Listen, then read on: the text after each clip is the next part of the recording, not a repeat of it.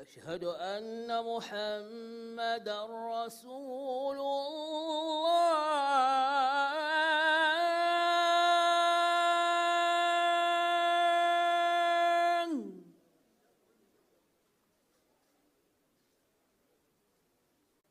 أشهد أن محمدًا رسول الله.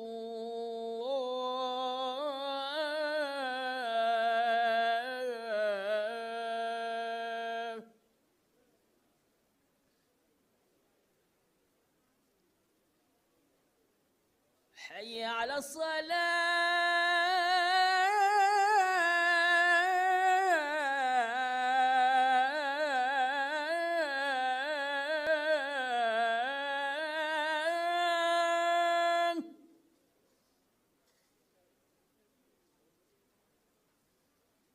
حي على الصلاة.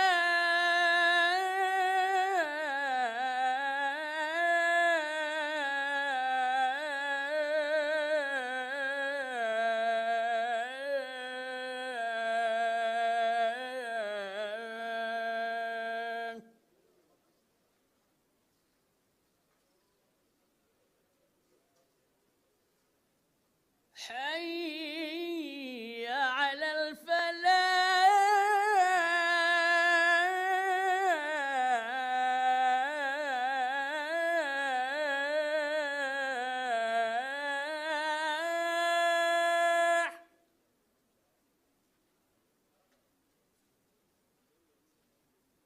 حي على الفلاح.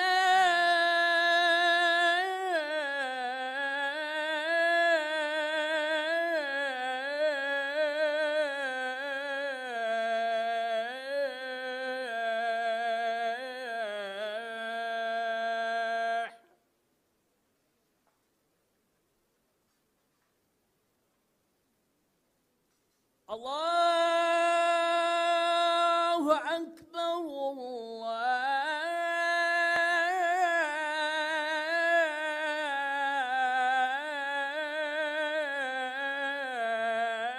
الله أكبر. لا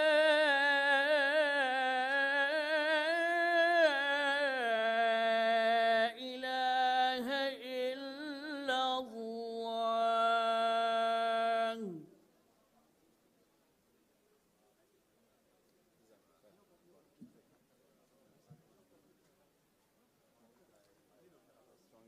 Stronger voice. Thank you so much, Sheikh Mohammed Yaya. Now, ladies and gentlemen, tafadhali, I'm kindly once again requesting for your utmost cooperation on how you're going to go about this next phase of the event. Tafadhali, everybody who is on the VIP side, please do not leave your seat unless instructed otherwise. Please stay put first. You're going to be guided, you're going to be instructed how to move, where to go to. Please, everybody who is at the VIP, kindly stay put. My brothers and sisters on the other side, as we communicated before, kindly use the exit as was communicated in an orderly way. Please leave, head to the charter hall where you're going to have the Maghrib prayers. Please, in a very orderly manner. Please, tafadhali, kunazo sehemu ya wanawake ambao kwamba pia imetengwa pale ndani pahali pa kuswali. Ayub. And for the ablution centers, or if you need washrooms, ladies on the right, the gentlemen on the left. And once you observe the prayers, we come back and proceed with the Iftar dinner. You'll use the same plate, which is on your table, to serve yourself.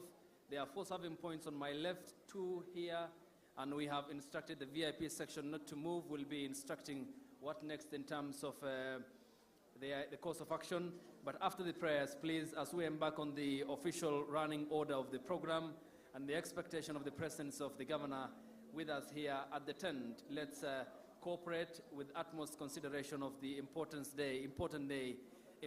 importance this day does bear. Allow me to recognize the presence of the Istarehe constituency lawmaker Amos Mwago, who is with us as well, and the guests who are continuing to stream in to observe this day with us, 28th day of the holy month of Ramadan.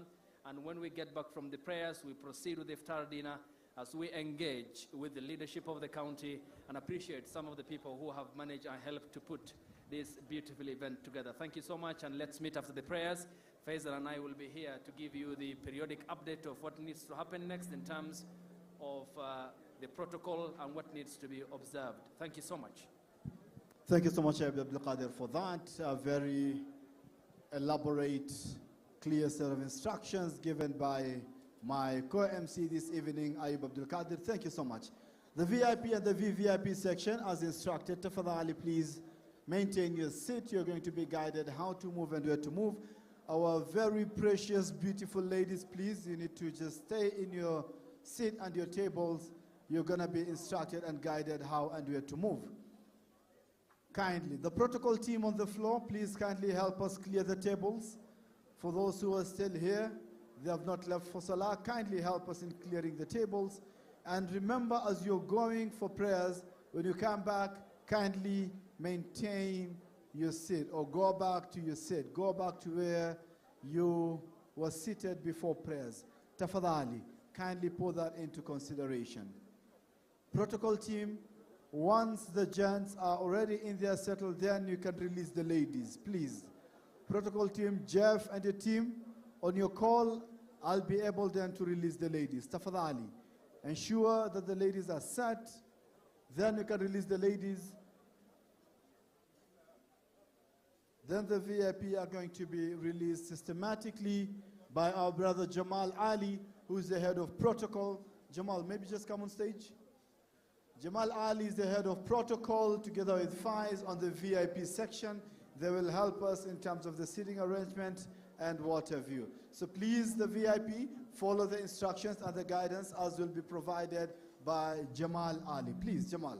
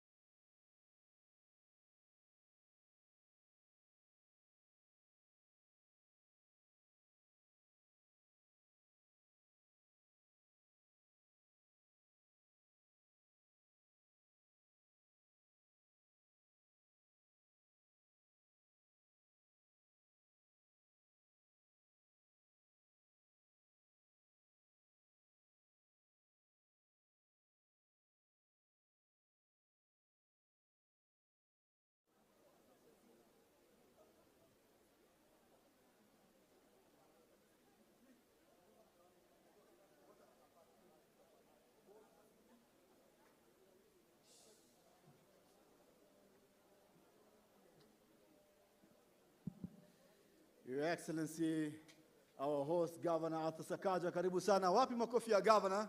Tumpigieni makofi Governor bana tafadhali. Tumpigieni makofi Governor. Thank you so much. Karibu sana Governor Johnson Arthur Sakaja, together the delegation.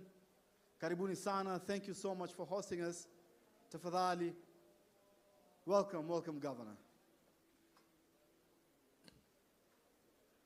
Governor, tupe ruhusa ya kuketi. We are all on our feet. Karibu sana, Your Excellency. We are all on our feet. Thank you so much. Governor, amesema tuketi. Now we can resume our seats. Thank you so much, Governor. Round of applause once again for Governor Sakaja. Tupigieni makofi. Asante sana. Thank you so much.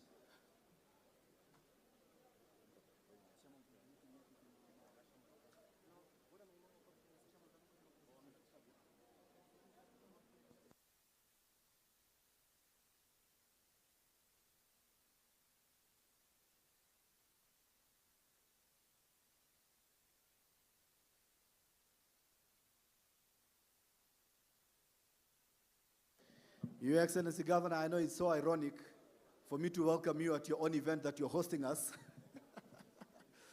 This is your event, you're hosting us, and thank you so much, but allow me to welcome you as the MC. Allow me to welcome you. Thank you so much for hosting us. Round of applause once again for Governor Sakaja. Governor, don't be shocked that the tables are empty. People have gone to pray. And after prayers, they will be coming back here. Then we'll continue with the rest of the program. So, karibu sana. And the rest of the leadership, tafadhali, I'm kindly requesting minimal movement around the governor, the security, minimal movement around the governor, tafadhali.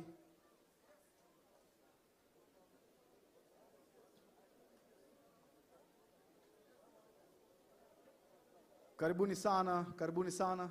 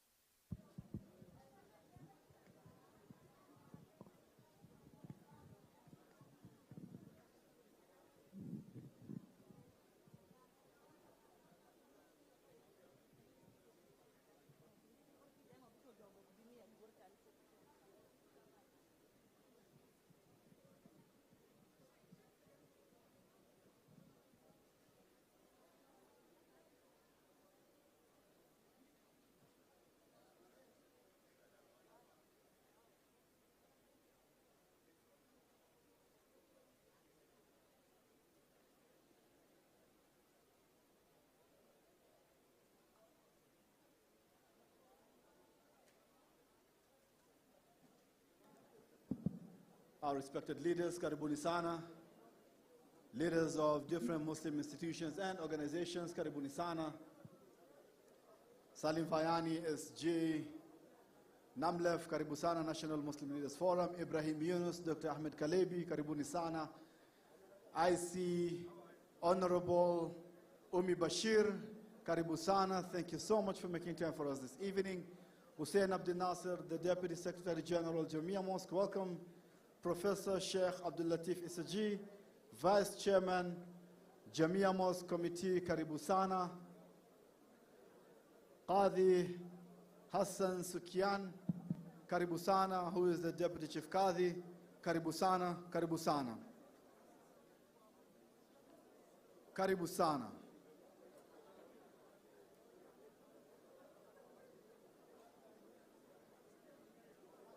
Our respected honorable leaders, kindly.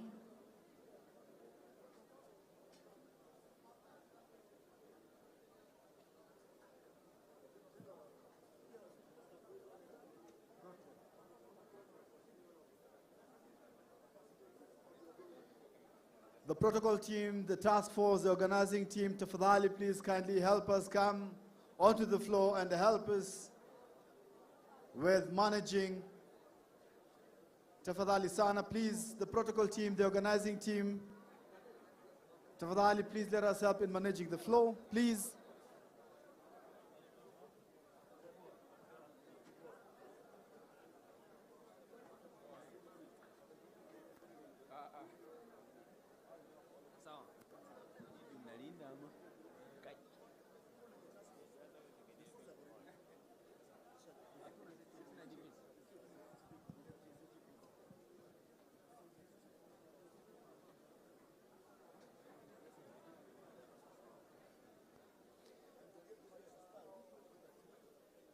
Ladies and gentlemen, tonight we are being hosted by His Excellency Governor Johnson Arthur Sakaja. And of course, there was a team behind all this planned preparation. There was a task force, there was the organizing team. That I can see some of you seated. Tafadhali, if you can, we are the host this evening. Tafadhali, tuamke, we create space for the guests who have joined us this evening. They have left their busy schedules to honor the invite by His Excellency Governor Johnson Arthur Sakaja. It is only respectful that if you are a host, if you are from the county, if you are from the organizing team, it is only respectful that please you excuse and allow the visitor or the guest to sit.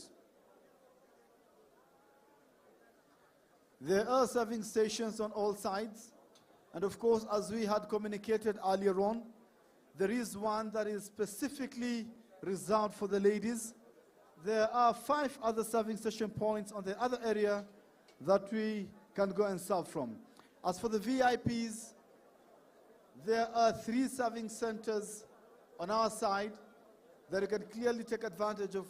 Of course, we are going to be led by various leaders from the county, the national government, and the various Muslim institutions represented here this morning. Karibuni sana, Mr. Amos Mwango, I can see you. Mheshimiwa, karibu sana.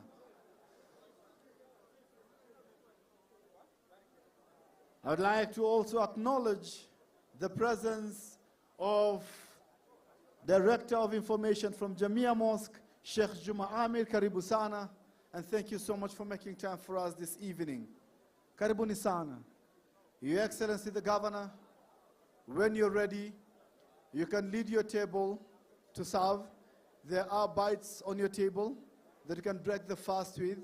Thereafter, there are various serving stations that we could take advantage of on this side.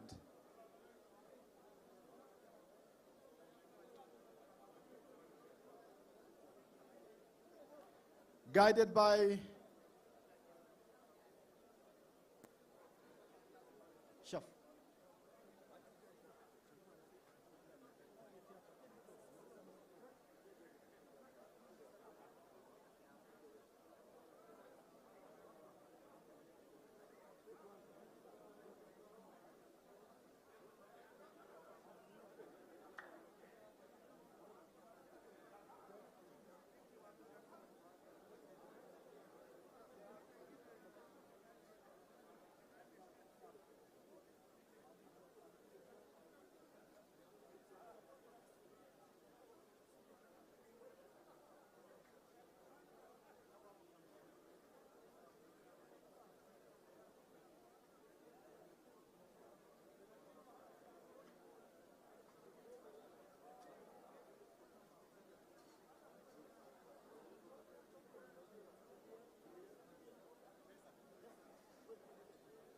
Ladies and gentlemen of the VIP section, I'm kindly requesting you please settle down.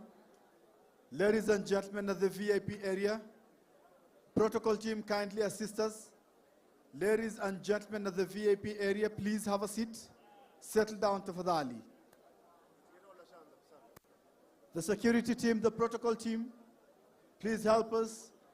People at the VIP area, our beloved guests at the VIP area, please let us settle down. Get your seat. Further instructions will be given on how you are going to serve your iftar. Please. Ladies and gentlemen at the VIP area, the protocol team, the security team, I need your assistance in ensuring that there is no movement at the VIP side. Kindly. Behind the governor, Commissioner Osman, and your team, the security, please kindly help clear the table around the governor. Please, kindly. Tafadhali. Our beloved guests from the other Muslim institutions and the imams, you can continue serving in your serving stations. Tuendelee kupakua chakula baada ya hapo. Rudi kwenye meza, rudi kwenye kiti, ili tuweze kuanza programu yetu jioni ya leo. Thank you, ladies and gentlemen. Assalamu alaikum. May I greet you again with the Islamic greetings. May the peace and the blessings of the Almighty God be upon you. We recognize your presence, influential Muslim leaders present here. On my far right, I see the serving is progressing very well. We call for order, we call for calm. The protocol team, please. We minimize the movement around the table. The governor is sitting alongside the other dignitaries. And Your Excellency, the Governor, Sheikh Abdullahi Abdi, Honorable Yusuf Hassan, your food will be served shortly. It's in progress as we progress with this very important congregation, courtesy of the invitation that was extended by the Excellency, Nairobi City County Governor Johnson Sakaja. We thank you again, Shukran, for the acceptance of the invitation that was extended cordially to you by the Office of Nairobi City County Governor. We are shortly going to be embarking on the official running order of the business that has brought us together here on this 28th day of the holy month of the Islamic calendar of Ramadan. And the progression so far is well on my right, on my left, where I can see the long queues of people who are taking their iftar dinner. We call for order, please, and let's be gentle towards the elderly who I see are also in the line. And I call for calm. The protocol team, members of our committee who had helped put together this, please, let's be all upstanding. We don't expect you to be seated. It's not a comfort time for us. We need to be engaged. We need to be hands-on. Let's roll our sleeves up. Let's help in the service delivery. Let's help in the ensuring that the food is served at the table where the governor is seated. That is happening at the moment on my far left on the VIP section. That's also happening. And inshallah will be progressing very well. And you can see the overwhelming love from the Muslim community and others as well. Will be appreciating the personnel that helped put together. On our left here, the VIP section, please let's be orderly as well. Tupange laini vizuri inavyohitajika. Then we'll be starting that. The governor's table, let's be also fastidious in serving the dignitaries who are seated with the governor. On my left, let's maintain the order as it is at the moment. I see the long queues, but let's be patient. This is the holy month. Thank you so much for your cooperation. We are going to start officially in a short while. Thank you.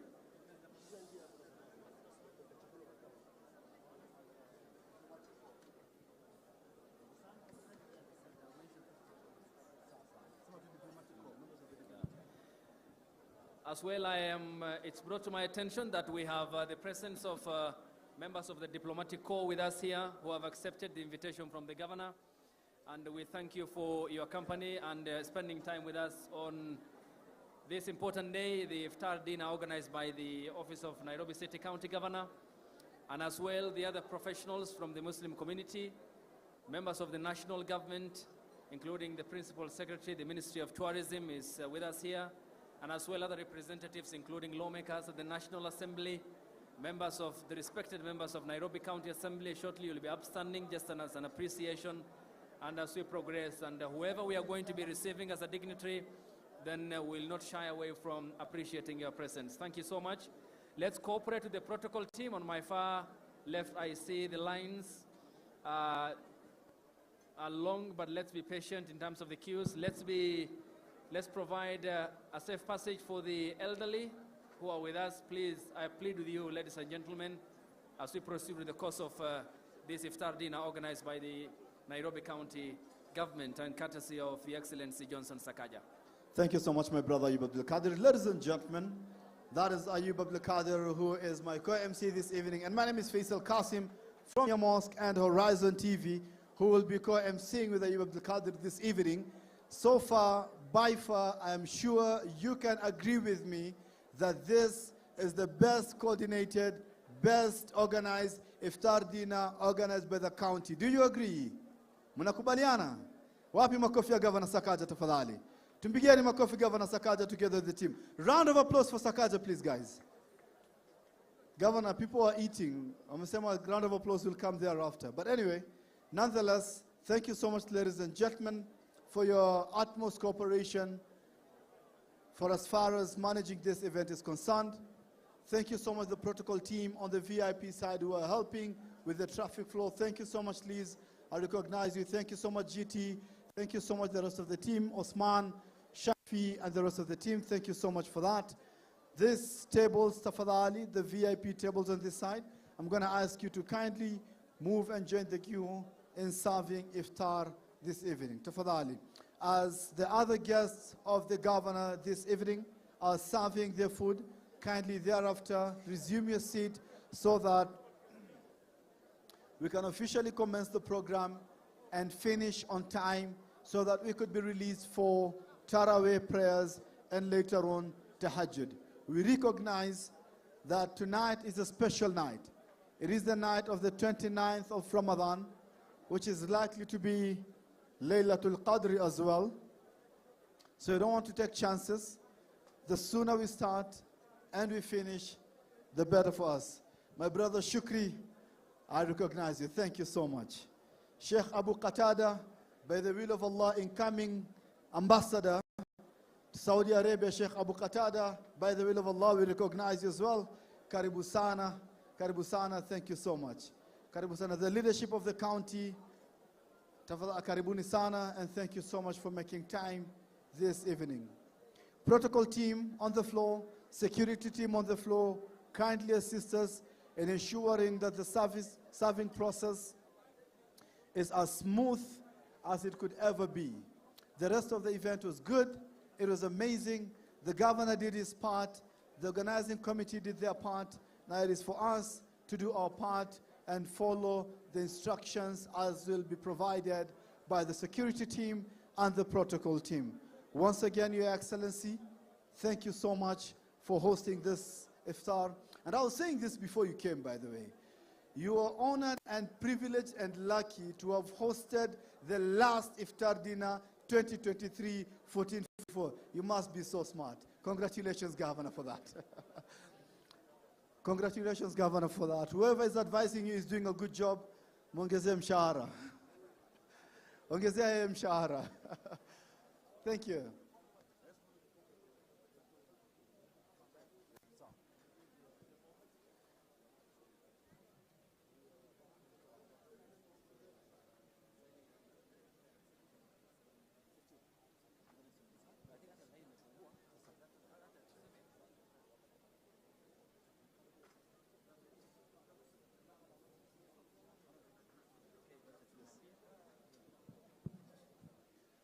Protocol team, tafadhali, we ask you to please help the queuing process and the food serving process to be as smooth as possible, because in about 2 minutes thereabout, we are officially going to start our program. In the interest of time, as we said earlier on, our dream, our hope is to leave here early enough so that we can have enough time for Taraweeh prayers and Tahajjud prayers. As we mentioned before, that it is the night of the 29th, and it is likely to be Laylatul Qadr as well, so we cannot afford to take chances. My co-MC, Master of Ceremony, Ayub Abdul Qadir, is on standby, on set, ready to start the program. Karibu Ayub.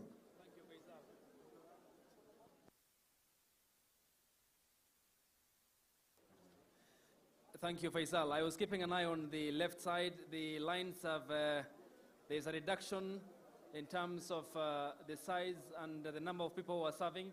And we thank you for your cooperation.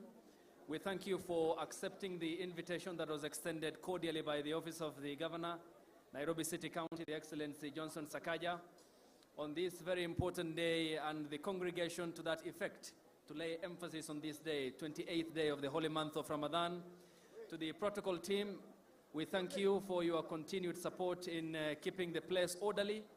We call unto you not to get tired, for we have some time before we ensure that there is a successful completion of this Iftar dinner organized by the Office of the Governor, Nairobi City County. And once we are fully settled, in the next 3.5 minutes, we'll be officially kickstarting the program, and we'll be having a breakdown of who is going to be speaking on behalf of which organization, as we appreciate the presence of leaders, influential members of the Muslim community, professionals, staff at the Nairobi County government, esteemed members of the Nairobi County Assembly, and as well members of the national government representatives who are here with us. And of course, to all of you for your presence here today, for joining us, for accepting the invitation to be here with us for this Iftar dinner. Thank you so much. Thank you so much, Sheikh Abdul Qadir. Just to run through some few housekeeping that we did earlier on. Just to run through a few housekeeping that we had mentioned before the event or before the governor came in. We have enough mobile clocks or washroom, if you decide to call it that way. We have enough mobile washrooms for us here, over and above the ones that have been provided by the county.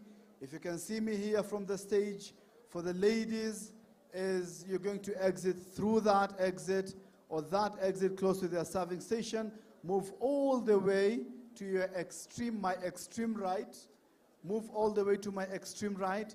There is where your clocks have been put. For the gentlemen around, karibuni sana, and your clock rooms, you'll use the same exit, but again, move to my extreme left. That is where the washrooms have been provided. Of course, we have to thank His Excellency the Governor and the organizing team for availing an ambulance in case of a medical emergency. We have an ambulance, no need to panic. It is your night to come, eat, enjoy. As the Governor always say, lazima iwak. Amani aje.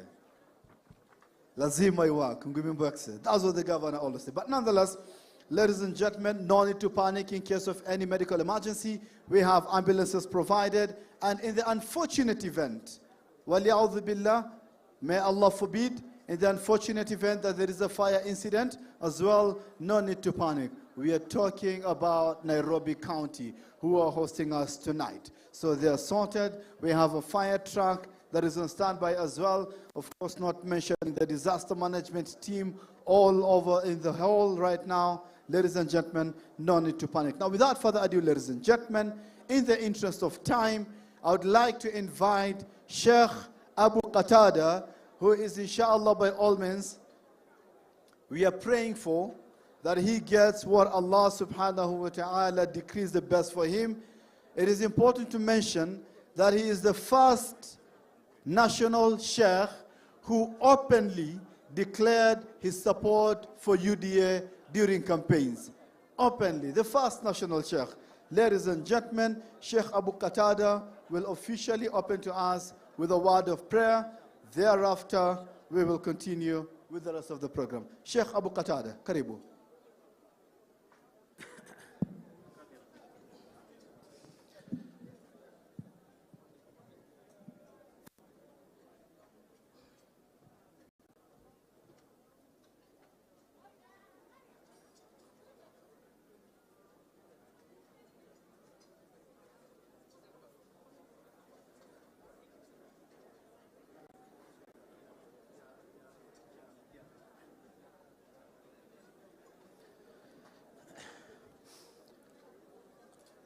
السلام عليكم ورحمة الله وبركاته.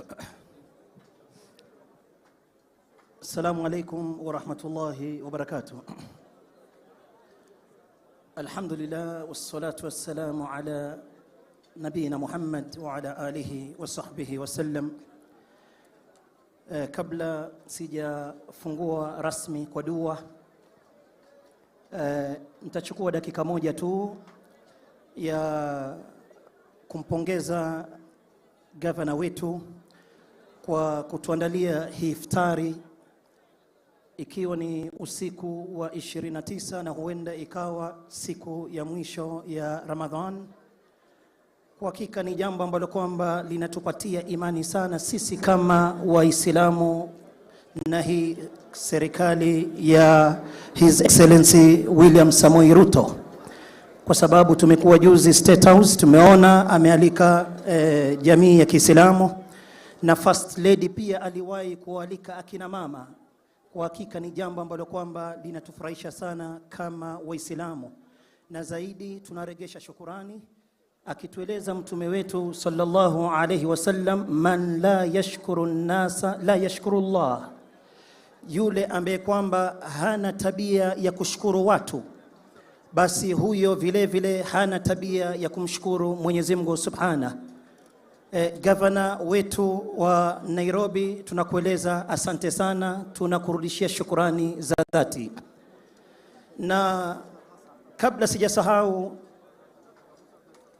kule Mombasa tumekuwa na event kama hizi kadhaa, na katika dua ambayo kwamba tulikuwa tukiomba, na ningependa hiyo dua pia tuiombe hapa Nairobi, kama tulivyosikia kiongozi wa upinzani Bwana Raila akisema baada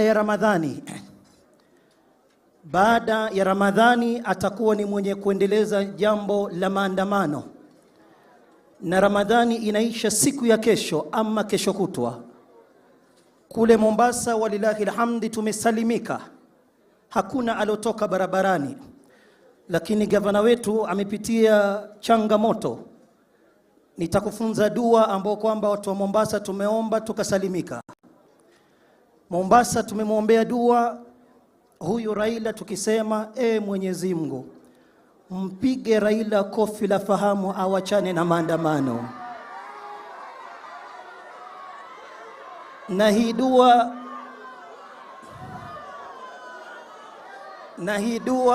kindly.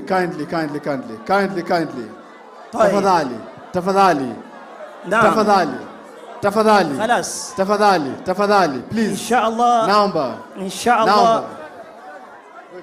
Taib. Wait. Tafadhali. Ladies and gentlemen, tafadhali naomba.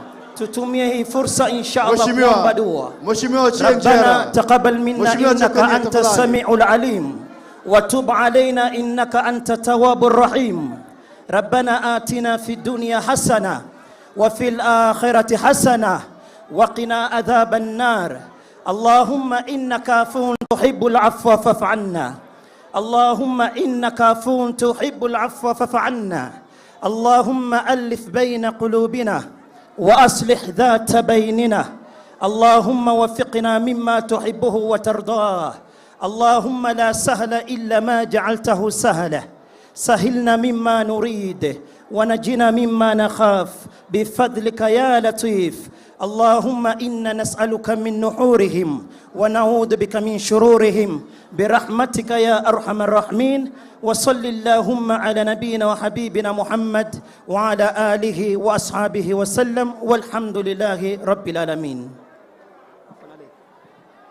Jazakallah khair. Ladies and gentlemen, tafadhali, I'm kindly requesting for order and calm in this side. That is going to be sorted by our security team. This is an iftar dinner hosted and organized by our Governor, His Excellency Johnson Arthur Sakaja. It is not a political event. This is an iftar dinner where the governor is hosting the Muslim community. Ladies and gentlemen, wapi makofi ya Governor Sakaja? Wapi makofi ya Governor Sakaja? Thank you so much. Our security team and our protocol team will handle our aggrieved brothers and sisters who are coming from the other side of the political side. Ladies and gentlemen, it is important to mention that Governor Sakaja is one of the few governors in this country who has appointed members of the CEC from both sides of the political divides. Wapi makofi ya Governor Sakaja? Governor Sakaja, thank you, thank you, thank you so much. As the security team and the protocol team is handling the issue, I'm going to invite kindly Dr. Musa Muhammad, who is from the county medical team, and Dr. Musa Muhammad is equally part of the organizing committee, the team that made this event possible tonight. Dr. Musa Muhammad, please kindly come and issue the official welcoming remarks. Wapi makofi ya Dr. Musa tafadhali. Round of applause for Dr. Musa. Come on guys, I'm sure we have eaten. I won't let Dr. Musa speak until you give him a better round of applause. Wapi makofi ya Dr. Musa. Thank you. Karibu Dr. Musa. Assalamu alaikum wa rahmatullahi wa barakatuh. Alhamdulillahi alladhi hadana lihadha wa ma kunna linahtadiya lawla an hadana Allah. Wassalatu wassalamu ala khairi halqihi nabiyil ummi wa ala alihi wa sahbihi wa sallam amma ba'd. Your Excellency, the Governor of Nairobi County, Governor Sakaja, I recognize the presence of all leaders who are here, both from the embassies and from the political divide, not to forget our MP for Kamukunji, Yusuf Hassan, and all the others, all protocol observed. Once again, Assalamu alaikum wa rahmatullahi wa barakatuh. Today is a great honor to be with you today as part of the team that organized this iftar for the governor. We are very happy with the people who have come, and alhamdulillah, the place has been very orderly. What I'm going to do currently, I am the vice chair of this iftar dinner. I'm going to call upon members of the committee of this iftar dinner who are close. Please come, I show you to the congregation. Please, members of the committee that organized this iftar. Members of the committee who have organized this iftar, tafadhali, wherever you are, come on bro. Members of the iftar committee. Members of the iftar committee. The chairman is calling you. Faiz, on stage. Alamin, chair. Dr. Musa. Thank you. For the ones who have come, I'll quickly introduce them. They'll introduce themselves by name. Introduce yourselves. Gina. And what you do. Assalamu alaikum wa rahmatullahi wa barakatuh. Kwa majina naitwa Osman Gure Yusuf, Commissioner wa County Public Service Board, na mnaona Waislamu wamewakilishwa, si ndio, kwa ile board ambaye ina employ hawa wafanyikazi wote, si ndio? Haya, makofi kwa governor yetu, makofi mara moja. Asante sana. Might be the other person I will let her introduce herself is one of our female members, Commissioner Aisha. Assalamu alaikum. Assalamu alaikum wa rahmatullahi wa barakatuh. My name is Aisha Karanja, member of the Nairobi County Public Service Board and a member of this committee. Thank you very much. For the rest, we'll just recognize you. All the other members of the committee, can you please wave your hands? And our chairman was Osman. Might be Governor, at this juncture, it will be important to mention that my names are Dr. Musa Muhammad. Mimi ni mkazi wa Kibra, mnubi wa Kibra, and I'm proud to be the Director of Medical Services in the Nairobi County Government, which is under you. Thank you, sir. So at this juncture, we'll continue the program. Asanteni mneza kaa chini.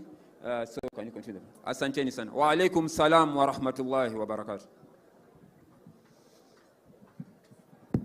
Thank you, Dr. Musa and your team, the committee that managed to put up this event together.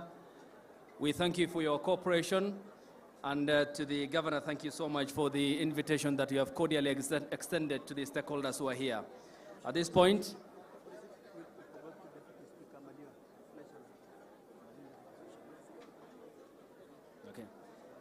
at this juncture, allow me to welcome the representative who will speak on behalf of the Council of Imams and Preachers of Kenya, CIPK, Ustad Hassan, who is with us here, to come and make his remarks on behalf of the Council of Imams and the Preachers of Kenya. Ustad Hassan.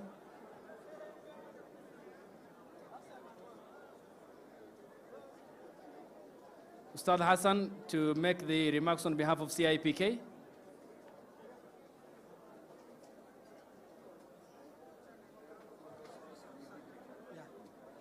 Assalamu alaikum wa rahmatullahi ta'ala wa barakatuh. Tunawashukuru sana kwa kuhudhuria hili iftari hii program yetu ya leo.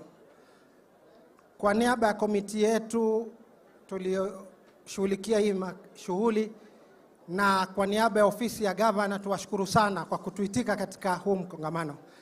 Na lingine ni kwamba sisi ni binadamu na kama binadamu tuna mapungufu yetu. Kwa hivyo mapungufu yale mmeona ama yale yaliyotokea ni katika hali ya ubinadamu. Mtusamehe kwa hilo. Muwe na roho na nafasi katika roho zenyu za kutuweza kutusamehea kwa yale mapungufu ama maudhi ambayo mumeyaona. Ni katika ubinadamu. Na tumsamehe pia ndugu yetu, tusimbebe na uzito mwingi. Maana ndiko katika sifa kubwa ya mwezi wa Ramadhani. Na sisi sote ni binadamu na wala hatuwezi kusema ilikuwa tunakusudia. La pili, it's a direct address to our governor. Yangu is very brief, Mr. Governor wetu Nairobi. Na haya maneno mawili nataka uende nayo, utayatumia na utayangalia baadaye zaidi kiundani. Ningependa governor wangu uzidi kuwa kiongozi, usiwe mtawala. Nashukuru. Speech yangu imeishia hapo. Uzidi kuwa kiongozi, usiwe mtawala. Masalam. Shukran. Thank you, Ustad Hassan. On behalf of the Council of Imams and Preachers of Kenya, CIPK, we move on first to the representative here on behalf of the National Muslims Leaders Forum, Namlef Sheikh Abdullahi Abdi, my longtime friend.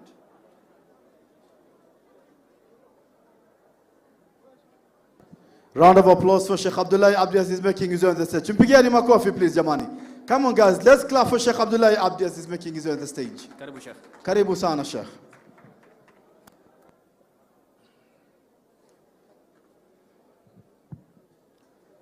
أعوذ بالله من الشيطان الرجيم بسم الله الرحمن الرحيم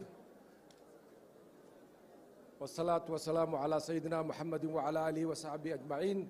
السلام عليكم ورحمة الله وبركاته. His Excellency the Governor of Nairobi, Bwana Sakaja, all the members of Parliament present, all honorable MCAs present, all leaders of different capacities, from religious leaders to community leaders, women leaders, youth leaders, and all the other leaders present. All protocols observed. Assalamu alaikum wa rahmatullahi wa barakatuh. In fact, this is a great day for us. It's a great day, as was mentioned earlier, that today is the 29th of Ramadan. As we don't know which day is going to be Laylatul Qadr, it could as well be tonight. So it's a great day for us, and we thank the governor for having invited us for this iftar in such a memorable day, in a memorable environment. Ndugu Sakaja is the governor of Nairobi. He is the father of this city. For me, he is a son. He's a very close friend of my son. They have been together and they have gone through a lot of things together. I have been very closely following his progress. And I was just telling him when I was sitting next to him, on the first address he made to the nation at the Kenyatta International Conference Center, when he was the chairman of TNA, I saw a young man whose star was rising. The voice, the mannerism, what was displayed there was not meant for that event. It was meant for greater things to come. I confided in my son that day, and I told him, you are seeing a man here who is going upwards. So I observed his growth from being the chairman of TNA to becoming the senator of Nairobi, to becoming a nominated member of parliament, and today holding one of the most senior positions in the country, being the city of Nairobi governor. Congratulations, Governor. For us, this is the first Iftar that is being held by the governor of Nairobi for the Muslim community. We thank him for this event, and we look forward to very many iftars that we are going to share together. Governor Sakaja, we are with you. What I want to tell you, whilst the Muslims appreciate this event, the Muslims want more. It is our nature to demand to get more. But we are not demanding more from you. We are demanding to be with you to do what you are going to do. The people of Nairobi require services. You are the head provider of all services to the people of this place. On your own, you cannot do much. With your government, you cannot do much. With the resources you are getting from the national government, you cannot do much. But with us as a society, we can do much with you. While I stand here, I can confirm to you, and the Muslims will bear me out, that the Muslims are ready to work with you to make sure that we uplift the life and the welfare of the people of Nairobi. All we are asking is cooperation and an open door policy from your office and from your staff. Finally, what I want to mention today, the month of Ramadan is a month that we are taught to feel for the less needy and the oppressed within the community. Whilst we are celebrating here today, it's a well-known fact that just 1 week ago, the Muslims in Al-Aqsa, in Jerusalem, were beaten, were tortured, were trampled upon in one of the holiest mosques of the Muslim community. Whilst we are celebrating, they are suffering the oppression of a colonial power. What we ask for is feeling for them and dua for them and propagation of the suffering of the people of Palestine. We stand with them, we pray for them, and will struggle that they will be liberated, and inshallah, one day they will achieve their freedom. Finally, once again, I thank Governor Sakaja. We extend a hand of friendship. We are with you. Thank you very much. Round of applause, ladies and gentlemen, for Sheikh Abdullah Abdi. Please, tumpigieni makofi, please. Come on. Waislamu, tusio choyo makofi, jamaa. Mpigieni makofi, Sheikh Abdullah. Come on, guys. Uislamu ni dini ya kutoa. Uislamu ni dini ya kufungua mkono. Uislamu, mbona tunajizuia mpaka tutaki kumpatia Sheikh Abdullah Abdi makofi? Now, for the last time, I'm going to ask you, please, round of applause for Sheikh Abdullah Abdi. Yes, that's more like it. Thank you so much. Now, without further ado, before I call on to the next speaker, Director General of Housekeeping, Abdul Latif Shaban, I'm going to ask the other people. Thank you so much, Mheshimiwa Jekonia and the other members of Parliament, Matakoi and the other members, Karibuni Sana. Thank you so much. We love you. We appreciate you. And thank you so much. On behalf of the speaker, I apologize. Karibuni Sana, Karibuni Sana, Karibuni Sana. This is an iftar event hosted by the governor. It is not a political event. It is not a campaign. This is an iftar event hosted by the governor. Round of applause for governor once again. Tumpigieni makofi, please. Asante sana. Mheshimiwa Imatok majority, karibu sana. Thank you so much. And thank you so much for calming the tensions that were there. Thank you so much. Now, without further ado, ladies and gentlemen, allow me to welcome the next speaker from Housekeeping, Sheikh Abdul Latif Shaban. Karibu sana, very brief to address. Thereafter, we will go to Professor Abdul Latif Isaje from Jamia Mosque. Karibu.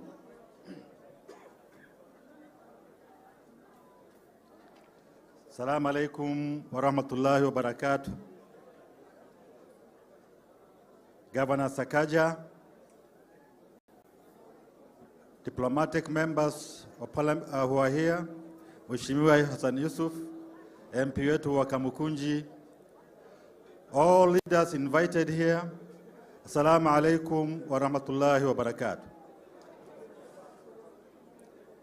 After my brother Abdullahi has spoken, there's very little left for me to say. It's just to appreciate again the invitation by our new governor in Nairobi, Alhamdulillah, a very young man. I was very impressed when he was under a lot of pressure at one time. the way he kept cool. There was a time he was really under a lot of pressure, with some people questioning who he was even. But he maintained his cool, and the message he gave all of us, that one day all this criticism will end and he will emerge the winner. And I can say Nairobi voted for him, and they made a very big statement that he is their choice, and he remains their choice, and will continue to be their choice for the years to come. Kweli urongo? Haya. Kwa niaba ya wale wengine ambao bahati mbaya walikuwa pengine wamesikia vibaya, our Imam Abu Qatada is a very nice person. Na yeye ni binadamu, tumsamehe. He did not mean to offend anyone here.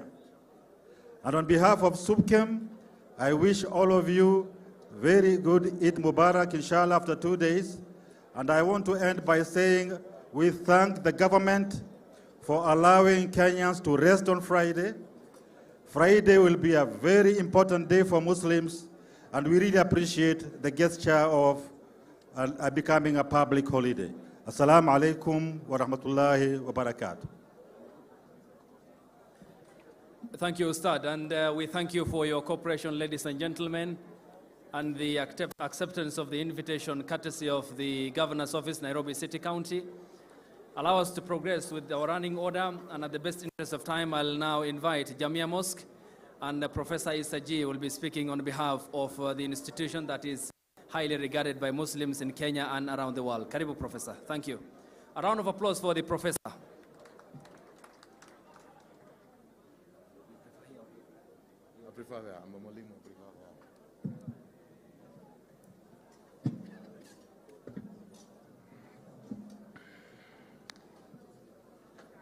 بسم الله الرحمن الرحيم الحمد لله رب العالمين والصلاة والسلام على أشرف الأنبياء والمرسلين سيدنا محمد وعلى آله وصحابته أجمعين أما بعد السلام عليكم ورحمة الله وبركاته and good evening.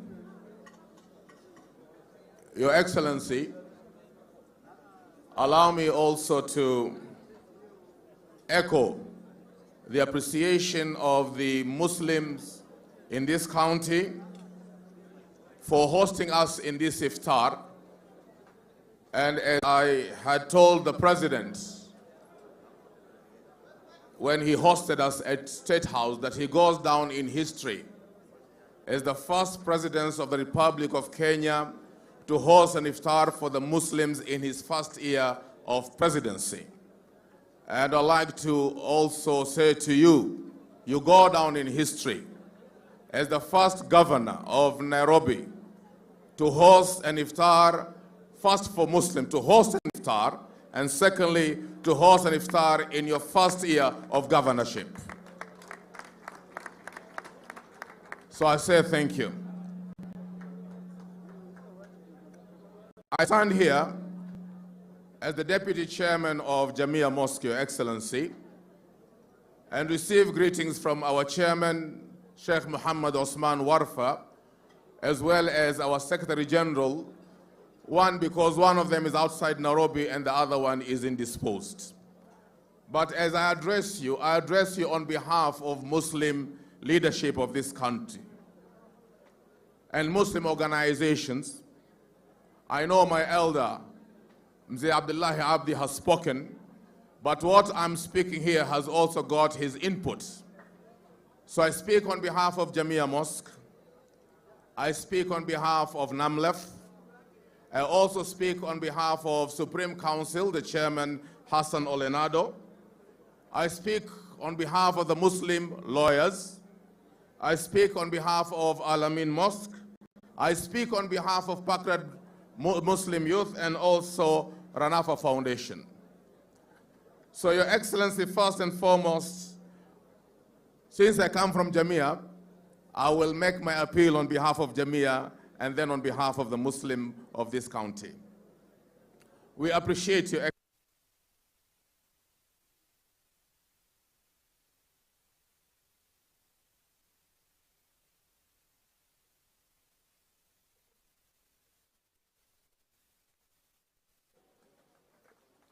that has eased the congestion at the mosque. This is a noble gesture towards Muslims, and we would like to request you to continue with this gracious gesture in the coming years, Your Excellency. Secondly, as you know, Jamia is not only the biggest mosque in the country, but also one of the most important religious institutions in this country. The mosque is frequented by thousands of people on a daily basis, and accessibility to the mosque by worshippers has been one of the main challenges we continue to face with the growing numbers of mosque users.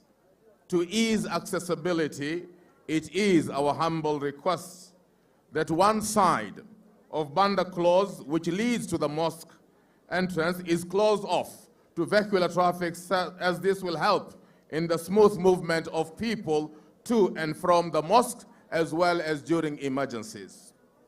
As you are aware, Mr. Governor, the mosque, like other places of worship, is a sanctified place and an area of serenity. At Jamia Mosque, however, noise emanating from bars around the mosque has been a common feature, which is in abhorrence to the sanctity and serenity of the environment of the mosque. We have raised this matter with relevant authorities in the past, but of much regret, no action has been taken. Therefore, we humbly request and appeal to your office to take the necessary measures to ensure that worshippers undertake their religious obligation in peace and serenity. The precincts of Jamia Mosque are afflicted with hawkers' menace, which affects again the mosque's serenity and is also a concern for security around the mosque and its environs. We request that measures are taken to relocate the hawkers from the areas surrounding the mosque. Your Excellency, as you know, Friday is an important day for Muslims, and thousands of people flock to mosques in their respective localities for the weekly obligatory prayers. In many mosques in Parklands, Park Road, Hurlingham, Eastleigh, and many others in the vicinity of Nairobi, motorists come to attend the prayers, later find their cars clamped by the Nairobi City County officers for parking. We would like to request, Your Excellency, that only for a period of 2 hours, from 12 p.m. to 2 p.m. on Fridays, that parking fees be exempted to allow worshippers to pray in peace and serenity. Among the religious obligation of Muslims is to ensure that Muslims are accorded burial under Islamic tenets at the quickest time upon their demise. Your Excellency, we have experienced incidents of unclaimed bodies of Muslims at city mortuary and other facilities which end up being disposed of. We appeal again, once again, to your office to waive the fees for the unclaimed bodies of Muslims so that we as a community can accord them a decent burial. Your Excellency, we implore you to waive land rates for all places of worship and to also move fast on your campaign promise, which you reiterated the other day, to dig boreholes in mosques in all the informal settlements. Your Excellency, our burial places at Kariako and Langata are getting full. Very soon, Muslims will have a challenge in providing a decent resting place for their dead. As you know, we don't bury homeland. We don't transport our bodies home and bury them. We are buried where we die. And therefore, we request you, Your Excellency, to provide new land for Muslims to respectfully bury their dead. Last but not least, Your Excellency, I know you have supported the Nubian community immensely. I know you have seconded 2 of your officers to the task force for the Kiberian Nubian housing development program. We ask you to continue to support them. This community, as we know, has been forgotten. And just like the president has taken a lead to support this community, I ask you to do the same. And lastly, our governor, I give you Ramadan. It will be our pleasure and honor to host you. Thank you very much.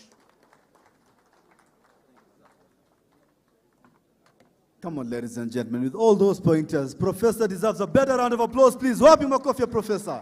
Pigiani, Professor Makofi. Thank you so much. And all the Muslim leaders who have spoken. Now, Your Excellency, you are a governor, ulipata kura mingi sana Nairobi, and many people voted for you for different reasons.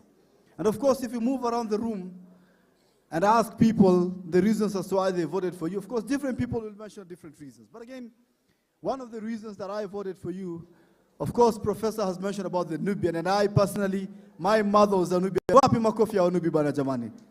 Thank you so much. And I can see the Nubians are here well represented. The Council of Elders of Nubian, Dr. Ahmed Kalebi was also here, the chair of the task force. Of course, Karibuni Sana.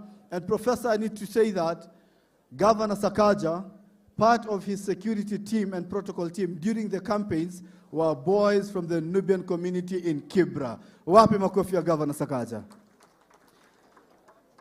Needless to say, even Shafiweru hapa ni wetu, by the way. Now, of course, recently he was appointed the head of events and brands in the county. So thank you so much. Now, Your Excellency, before I move and call Honorable Hashim Kamau, who's going to take up the county leadership level, of course, you have done a lot. You promised a lot, and within the short stint, the short time in office, you have done a lot. And the outcome of the Muslim community that we have seen here tonight, it is none other than to show the solidarity and a gesture to show the support and willingness to work with you, Your Excellency. This and much more will come. But before I move forward, to our honorable members and honorable people who are from the Azmiu camp who are aggrieved, on behalf of Sheikh Abu Qatada, once again, I would like to extend an apology and reiterate the fact that this is not a political event, na hiyo ni makosa ya kibinadamu. Kwa hivyo tafadhali naomba tumsamehe. Tumemsamehe jamani? Tumemsamehe jamani? Kwa hivyo naomba tumsamehe. Na kupenda kusema kwamba hii sio event ya kisiasa, bali governor ametolika hapa ili kuweza kufuturu nasi. Now, without further ado, ladies and gentlemen, tafadhali naomba tumkaribishe kwa makofi Mheshimiwa wa California, Honorable Hashim Kamau. Wapi makofi Hashim Kamau? Karibu Hashim. Asante sana, Brother Faisal. Governor wa jiji la Nairobi, acting chief kadhi wetu, chairman wetu wa NAMLEF, vice chairman wetu wa Jamia, Sheikh SG, speaker wetu wa county ya Nairobi. Assalamu alaikum. Kwa haraka tu, najua kuna time na lazima tuende isha. Mimi tu nikuwajulisha wale MCAs wako hapa, wale tunafanya nao kazi, mtasimama tu pali muko, mupungie watu mkono, tuendelee na hiyo mada nyingine. Tuko na MCA wa hapa town, anaitwa Mheshimiwa Kwenya. Kwa haraka tu, Mheshimiwa Mofaya, Mheshimiwa Farihia Daud, Mheshimiwa Susan Makungwa Mlango Kubwa, Mheshimiwa Omar Petit wa Pumwani, Ndongo Karanja wa Kiamaiko, Cecilia Wairimu, Brian Itenya, Wahinya wa Pangani, at least mashaka tujue wale wanawakilisha katika assembly.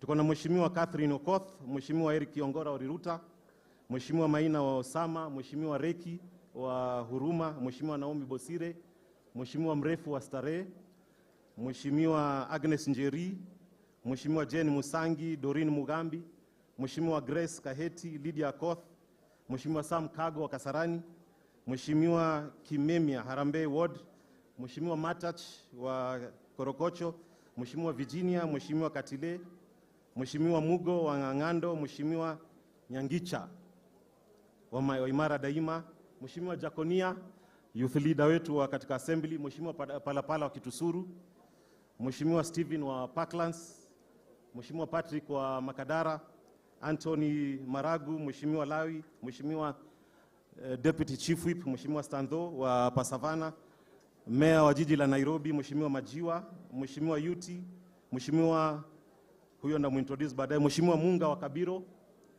Mheshimiwa Martin wa Mutuini, Mheshimiwa Joy, Mheshimiwa Maoro wa Chege wa Pangani, Mheshimiwa Rex wa Nairobi West.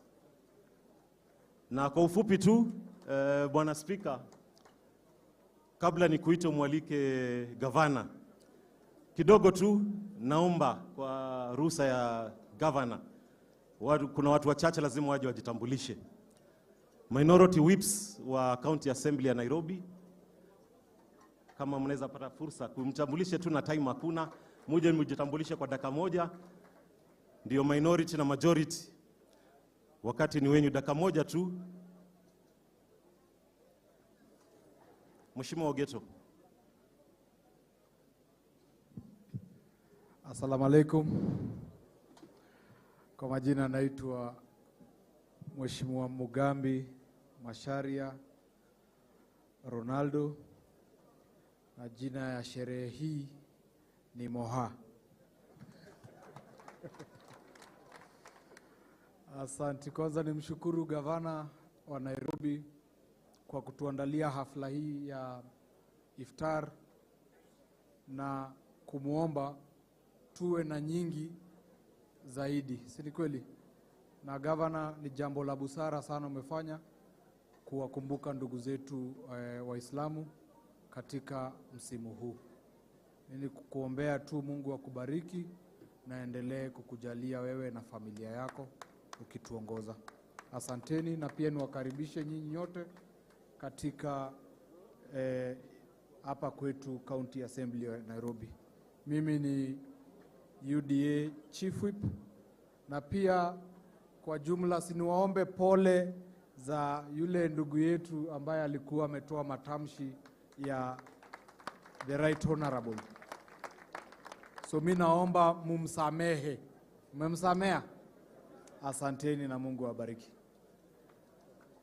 Majority Chief. Thank you. Kwa majina naitwa Mheshimiwa Musa Ogeto.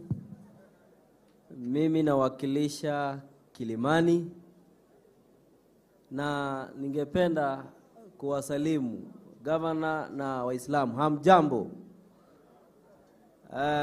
Muhimu ni kujitambulisha, na hiyo ndio nimefanya. Asanteni sana na Mungu awabariki. Minority leader na majority, meanwhile daktari na Chegemora elders wa assembly, salamu tu alafu mkae chini leaders wakikuja. Tafadhali daktari na Chegemora.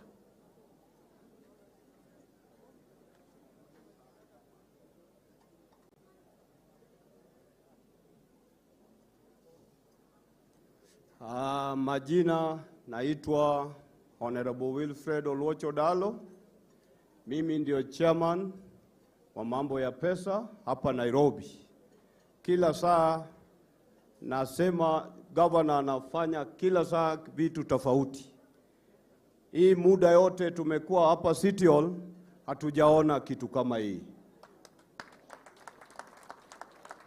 Hii ni miaka yangu ya 25 hapa City Hall, hii sijawahi ona. Governor, asante. Asanteni. Your Excellency the Governor na Waislamu wote, hamjamboni. Yangu ni kuwashukuru sana kwa sababu ya uvumilivu mmekuwa nao for the last 29 days, na tunashukuru sana kwa maombi ambao mmeweza kutupelekea pia. Asanteni sana. Naitwa Chege Moura, MC kutoka Ngara. Asante. Thank you Mheshimiwa Chege Moura, minority leader katika County Assembly ya Nairobi. Salamu alaikum. Salamu alaikum. Kwa majina ni Anthony Karanja na jina la hafla hii ni Kabir. Nawatakia siku njema. Gavana wa Nairobi, tunaendelea kukuombea na tunafurahia ya kwamba mwezi huu wa Ramadhani ndio tumepata mvua. Kwa hivyo ni kumaanisha maombi ambayo umekuwa mkiombea nchi hii yamefikia Mwenyezi Mungu. Kwa hivyo msiachie hapo na muendelee hivyo hivyo. Muendelee kuombea nchi hii, kuombea gavana wetu, kuombea dunia na kuombea watu wote. Asanteni, Mungu awabariki. Kiongozi wetu wa walio wengi katika bunge la Assembly la Nairobi, Mheshimiwa Imatoka. Gavana wetu wa county Daktari Johnson Sakaja Arthur, pamoja na wakuu wa dini ya Kiislamu wote, wassalamu alaikum. Kwa Kristo walikuwepo. Bwana Yesu asifiwe. Langu gavana ni kusema asanti sana kwa hafla hii ambayo umetayarisha kwa ndugu zetu pamoja na madada zetu wa Waislamu katika mwezi wa Ramadhani, Iftar. Ya pili ni kusema kwamba sisi kama kaunti ya Nairobi tuko nyuma ya Johnson Arthur Sakaja. Kwa wale nani anaongea, mimi naitwa Jateso, MCA wa Makongeni, majority leader wa Sakaja katika kaunti ya Nairobi. Cha mwisho, kwa thadima kama hii lazima tumheshimu Mungu. Na nashukuru Waislamu. Profesa amezungumza yale matakwa governor anahitaji katika ile mosque. Ya ukweli, pahali pa maombi kuna thadima fulani lazima tuipatie. Kuna corridors hapo unapata watu wameweka vinyesi, si mzuri. Naomba gavana utakaposimama, saidia ile mosque Jamia iweze kupata thadima yake. Cha mwisho, nimekuja kama nimechelewa, na kwa yale yanayotokea tunamsamehe yule aliyetenda hayo, kwa sababu mwezi kama huu ni wa msamaha na kupendana, si ni kweli? Kwa hivyo kwa niaba ya Azimio nzima tunaomba tusameane na tupendane, to make sure hafla hii inaenda kwa utaratibu yake na thadima yake. Kwa wenzangu waheshimiwa wa UDA, waheshimiwa wa Azimio, sisi tunapendana, si ni kweli? Ni raha si raha. Iftar ni raha si raha. Asanteni sana, Maulana awajalie baraka kubwa kubwa na ndogo ndogo. Asanteni sana. Nilikuwa nikiona Juma Amira akicheka nikafurahi. Mara ya kwanza mimi kuchaguliwa, results za form 4 zikitoka April, nilikuwa naitwa mheshimiwa nikiwa na 19 years old. Mtu tulichaguliwa na yeye anaitwa Mheshimiwa Kados. Ilikuwa nimkaribishe speaker, wacha nichukue fursa hii kwa sababu yeye ndo ameishi kule lakini asizungumze. Ni MMC wa Mihango, ni deputy speaker, achukue hii fursa amkaribishe speaker ndio na speaker tunajua wale twa. Baada ya kumkaribisha Kados tutakwenda kwa wabunge then. Karibu Mheshimiwa Kados. Kados alichaguliwa 1997. Sikio wevi loko ni kali sana na alichaguliwa na KANU. Na tuloko sisi wawili peke yake wakati ya KANU. Nikiwa 19 years loko almost 25. Karibu Mheshimiwa Kados. Ndugu zangu Waislamu, assalamu alaikum. Kwa majina ni hivyo mmesikia nimeitwa Kados, lakini hajawaambia mimi kutoka wakati huo 97 nimekuwa kwa hii county hiyo miaka yote. Hao huenda wananikuta. Kwa hivyo hii ni tamu yangu ya 6. Kwanza nimshukuru sana gavana wetu kwa sababu ya kuonyesha mimi ndio nina historia kubwa ya kusema sijaona iftar kama hii.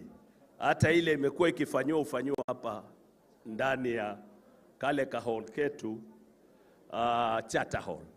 Kwa hivyo bwana governor, uendelee na huo moyo wa kupenda watu wote. Kwa ndugu zangu Waislamu, hapa County Assembly ya Nairobi sisi hatuna maneno ya vyama. Mimi nasimama hapa, niliumwa kidogo kwa sababu mimi ni Azimio na mimi ni deputy speaker. Lakini governor wetu kutoka aje, tulisema hakuna tumbo ya Azimio, hakuna tumbo ya UDA, tumbo ni za wananchi wa Nairobi.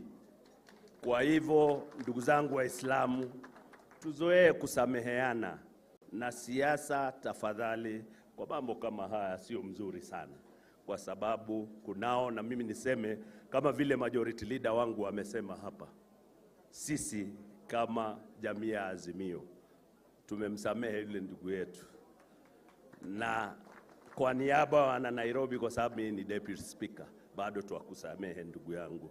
Huyo ulikuwa ni ulimi uliteleza, na tukiwa mandugu, Nairobi ni ya mandugu sisi wote.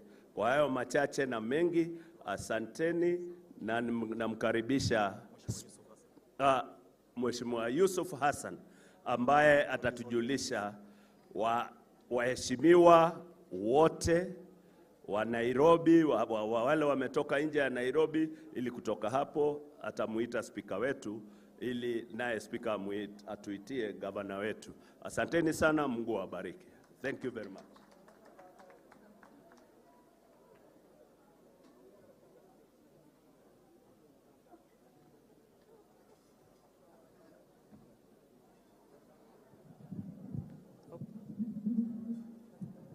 Namna gani face?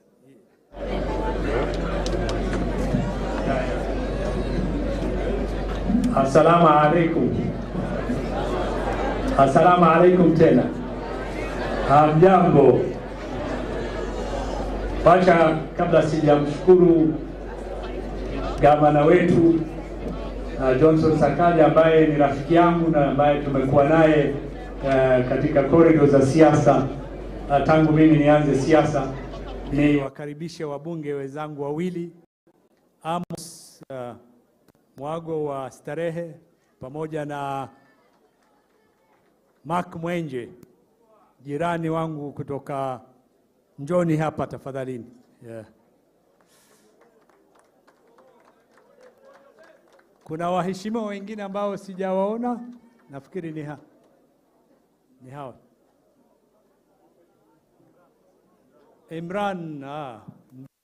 Imran Okoth, karibu sana. Wacha nianze na Mark kwa sababu Imran, njoo.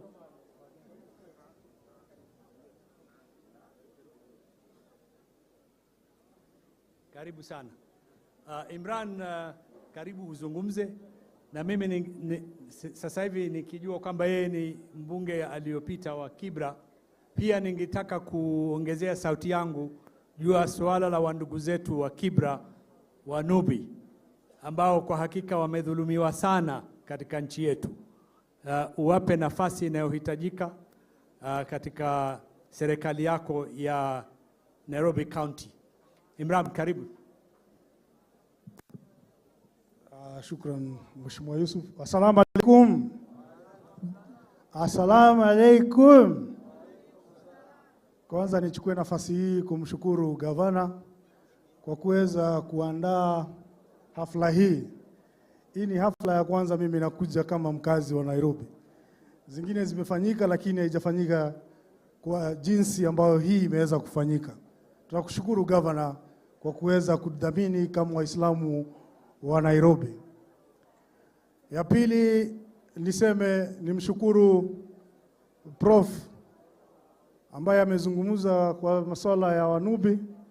Ndachukua vile vile hii nafasi kwa sababu mambo ya Wanubi nilipeleka bungeni na kamati ambayo ya usalama iliweza kushughulikia na ikapea waziri miezi 3 aweze kushughulika, lakini hakuweza. It's 2 years now. Na juzi rais aliweza kuzungumzia kule State House.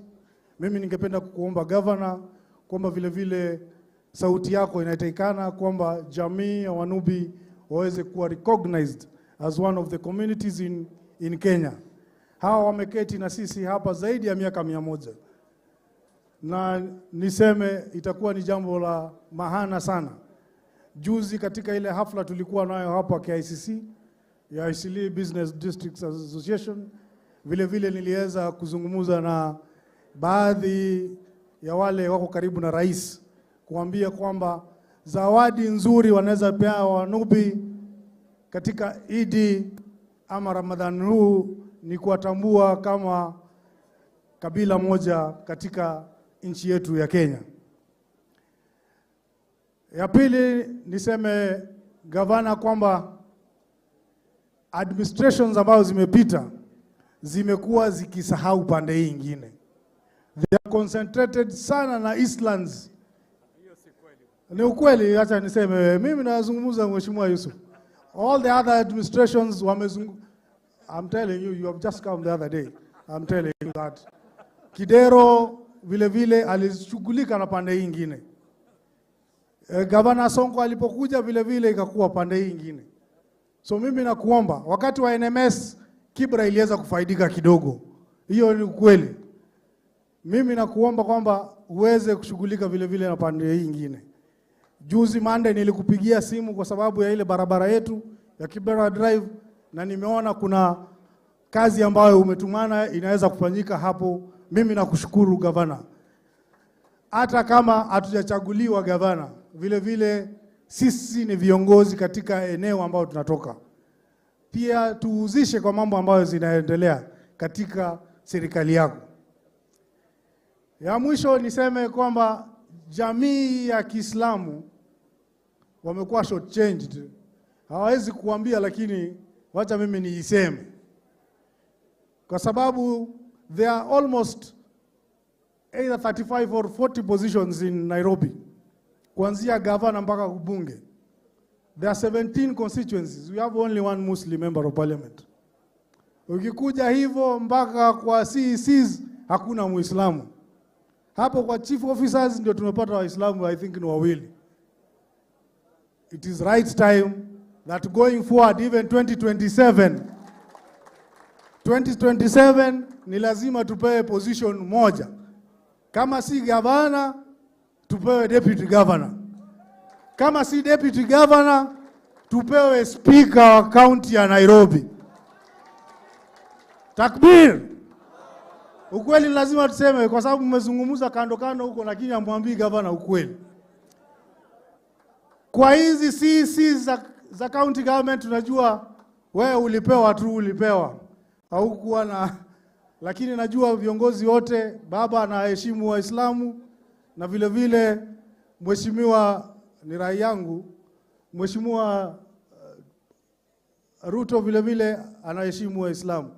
Tungependa tuone kwamba hawa Waislamu vile vile wanapewa haki yao.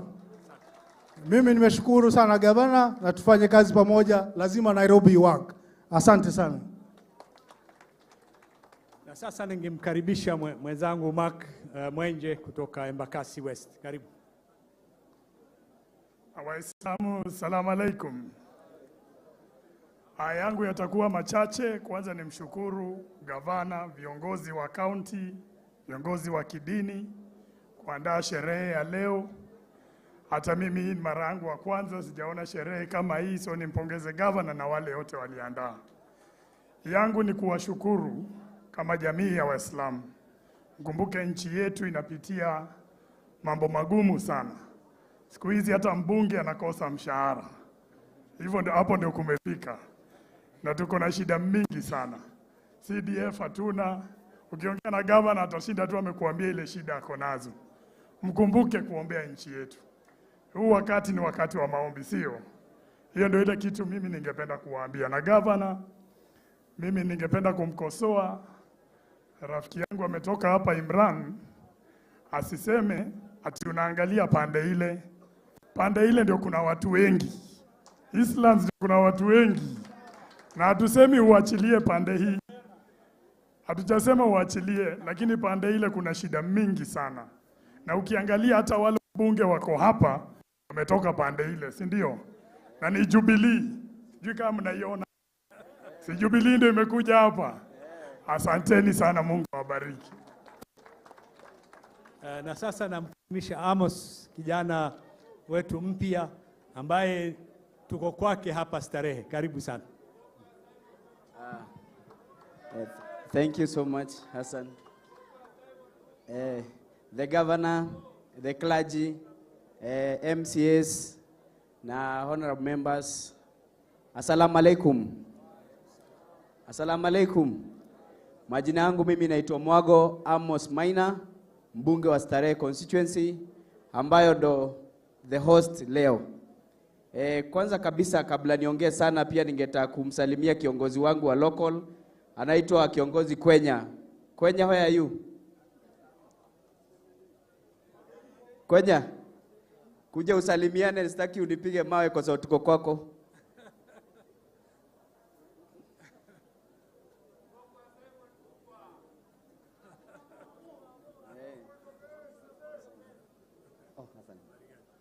Habari zenu. Asanti sana kwa sababu ya hii sherehe Bwana Governor, na vile umekuwa ukifanya mambo hapa CBD. We really appreciate.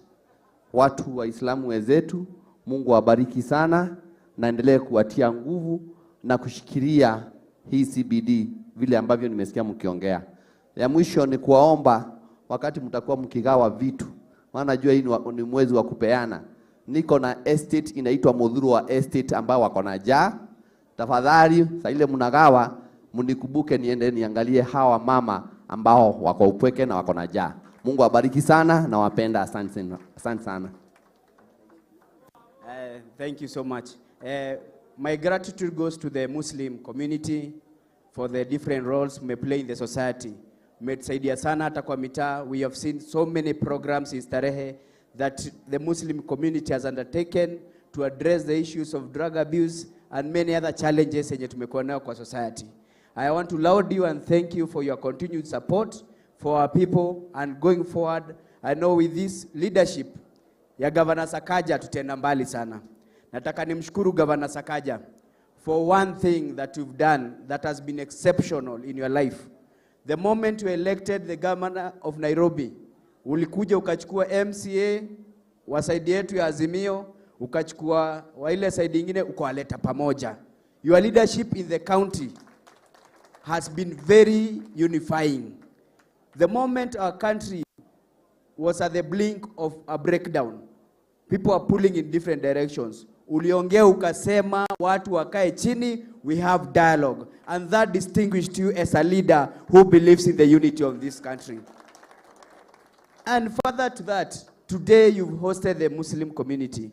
You've been hosting the Christian community. It goes to show you are a leader who is trying to bypass all those skeptical remarks that have been bedeviling this country. And I believe that has shown that you are a leader who is destined for greatness. Na mimi kama Amo nafuata footsteps zako. Na venye unatufunza pia mimi nasoma. Ukipiga yako 10 uniachie, si pia mimi natosha? Inakuaje, si ndio? So I want to urge you, Bwana Sakaja, angalia pia interest sisi zetu, merge with this Somali community. Juzi naona kuna license ilipatiwa tu wa China Square. Hiyo kitu imetumiza sana kama wanabiashara. Wacha tuangalie going forward. As much as we want investors, we don't want predatory investors in our country. Let us be left to do what we can. They come and give us what we can't do. So with that I submit, and leo nimefurahi sana for this sherehe. It has been the first of its kind. Nilikuwa naenda hizi sherehe nikiwa mtoi nikiishi pale Ziwa. Nashukuru sana, the memories are back. Na pia Mbogi zote nashukuru Mungu, na lazima Nairobi iwak. Thank you so much and may God bless you. Asante sana, na mimi wacha ni seme yangu machache. Kwanza kabisa na watambua viongozi wote wa kisiasa na wa kidini ambao wamefika. Pili, nataka kumshukuru Governor kwa kutuleta pamoja katika iftar hii. Na nafikiri hii ndio iftar kubwa na ya nidhamu ambaye nimewahi kuiona katika county hii ya Nairobi. Sijawahi kuona iftar ya aina hii ambaye imewaleta viongozi wengi. Mimi nataka kusema kwamba Mheshimiwa Governor, hatukusafiri pamoja. Tumesafiri mara 3 kisiasa. Mimi nimechaguliwa mara 4. Mara 3 tumesafiri pamoja. Tumekuwa katika chama kimoja, na hata wakati nilipolipuliwa wewe uliniletea certificate yangu ya ubunge hospitalini. Kwa hivyo nakushukuru sana. Na pia kama utakumbuka ulikuwa safarini Marekani nilipokuwa hospitali New York, ulisafiri kutoka Washington kuja kuniona hospitalini. Kwa hivyo najua kwamba wewe ni mtu mzuri na roho nzuri. Safari iliyopita hatukuenda pamoja, tulipita barabara tofauti. Lakini naona kwamba pindi tu ulipochukua uongozi, hukuwa kiongozi wa chama au kikundi, umekuwa kiongozi wa Wanairobi wote. Kwa hivyo nakusifu kwa uongozi huo na msimamo huo, na utahakikishiwa na watu wote walioko hapa kwamba sisi tutakuunga mkono katika safari ya kujenga Nairobi, ya kuinua Nairobi. Hata leo sahihi mimi naona nidhamu ilivyo sasa hapa ni kwamba Nairobi imeanza kubadilika, imeanza kuwa mji yenye nidhamu, na nataraji kwamba utasaidia watu wa Kibra na Westlands, lakini utaongezea pia huko Eastlands na utatusaidia wote. Kwa hivyo nakushukuru, nataraji kwamba tutaweza kuendelea kufanya pamoja bila shida yoyote. Na pili, nataka kuwasihi Waislamu wenzangu, tafadhali tujiepushe na kutaja majina ya viongozi vibaya. Mimi kwa mfano sikuchagua kiongozi moja na chama kimoja, lakini hata siku moja sijazungumza vibaya juu yake. Na waheshimu wote, tuwaheshimu viongozi wetu, tuwasaidie sahihi ambapo tunahitaji umoja na amani. Tuwasaidie waje pamoja, washikane, wasuluhishe matatizo yao, ili tuwe na nchi ya amani na utulivu, na ambaye inaweza kuwa na maendeleo na ufanisi. Tusije tuanza kugawana sisi wenyewe hapa chini. Wacha to encourage dialogue na reconciliation. Kwa hivyo nawashukuru wote, salamu alaikum, na nawatakia Eid Mubarak. Tumebakiza siku moja au mbili. Nataka kumkaribisha speaker wetu wa Nairobi, ndugu yangu Ken Ngondi. Karibu sana. Na kukaribisha hapa kwako wewe mwenyewe. Shukrani. Asante sana.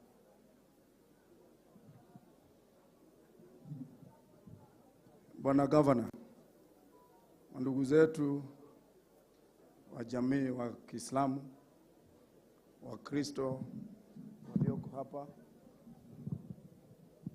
Kumbe mimi ni mfupi vile.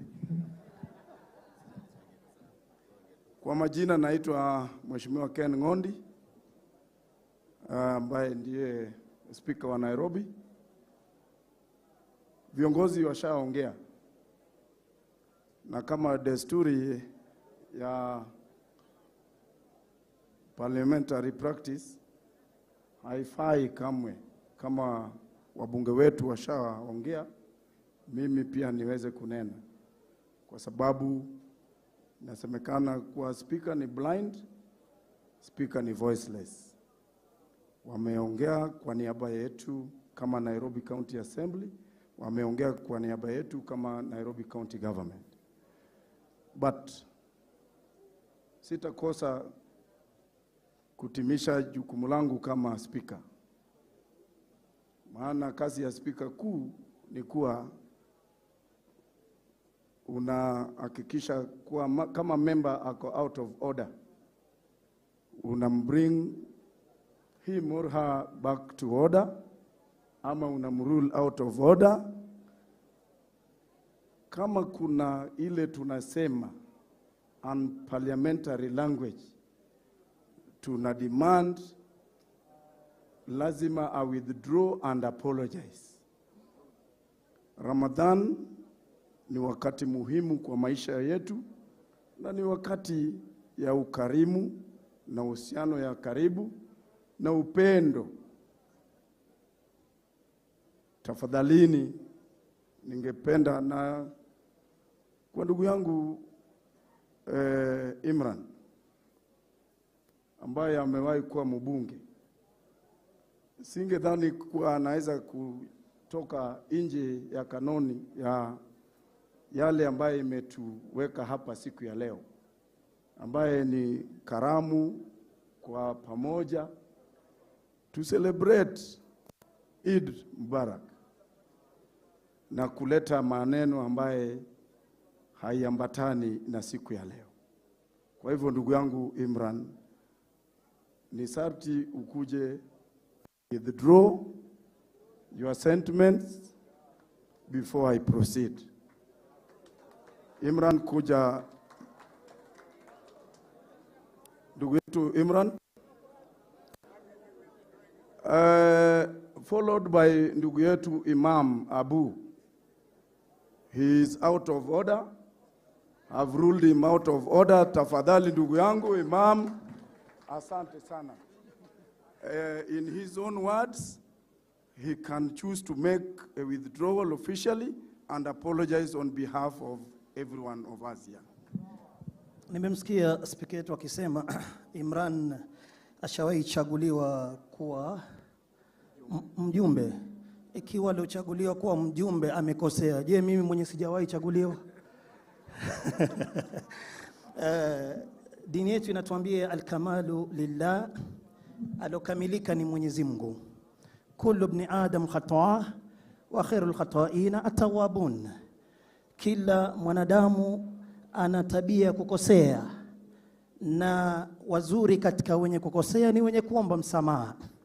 Waswahili wanasema asona hili ana lile. Huwezi kuwa huna hili huna lile, haiwezekani. Asona hili ana lile. Kwa hivyo ikiwa ni usiku wa Ramadhan, ni binadamu ndugu yenu, ulimi huna mfupa, umeteleza. Kwa wale ambao kwamba nimewakwaza, naomba mnisamee, ni mwanadamu.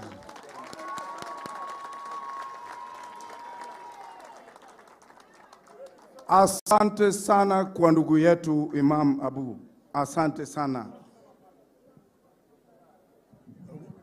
Umejua speaker amesema ni apologize na hajasema nimesema nini mbaya. Mimi nimezungumuza mambo mazuri yote. Hakuna ile nimevuka. Ya kwanza nimezungumuza kusema mambo ya Waislamu na Wanubi. Si nimesema hivyo? Na nikasema Waislamu vile vile out of almost 35 positions hakuna Muislamu. Hiyo ni ukweli ama uongo? So aniambie tu mahali gani niliteleza, na kama nimeteleza mta apologize. Sasa okay, kwa ndugu yangu Imran, tafadhali. Wapi madam yetu Muislamu Madam Maliun ambaye ni speaker wa county wa Nairobi? Ako wapi? Ako wapi? Madam Speaker wa tatu kufuata Mheshimiwa Kados. Ameenda mosque. Yes, yeah? Okay. Sawa. Bwana Governor, tafadhali uniruhusu kwa sababu time imeenda sana. Too much is boring. Tunakubaliana? Kwa hivyo Governor, kuja uweze kuongea na watu wako na ukaweza kuwakaribisha Nairobi. Karibu sana Bwana Governor. Karibu sana. On your feet, ladies and gentlemen, as the governor is making his way. Tafadhali tusimame tumkaribishe governor, tafadhali. Tusimame kwa makofi tukimkaribisha governor as he's making his way onto the stage. Mpaka tupe ruhusa kuketi. Come on, people at the back, tusimame tumkaribishe governor. Karibu governor.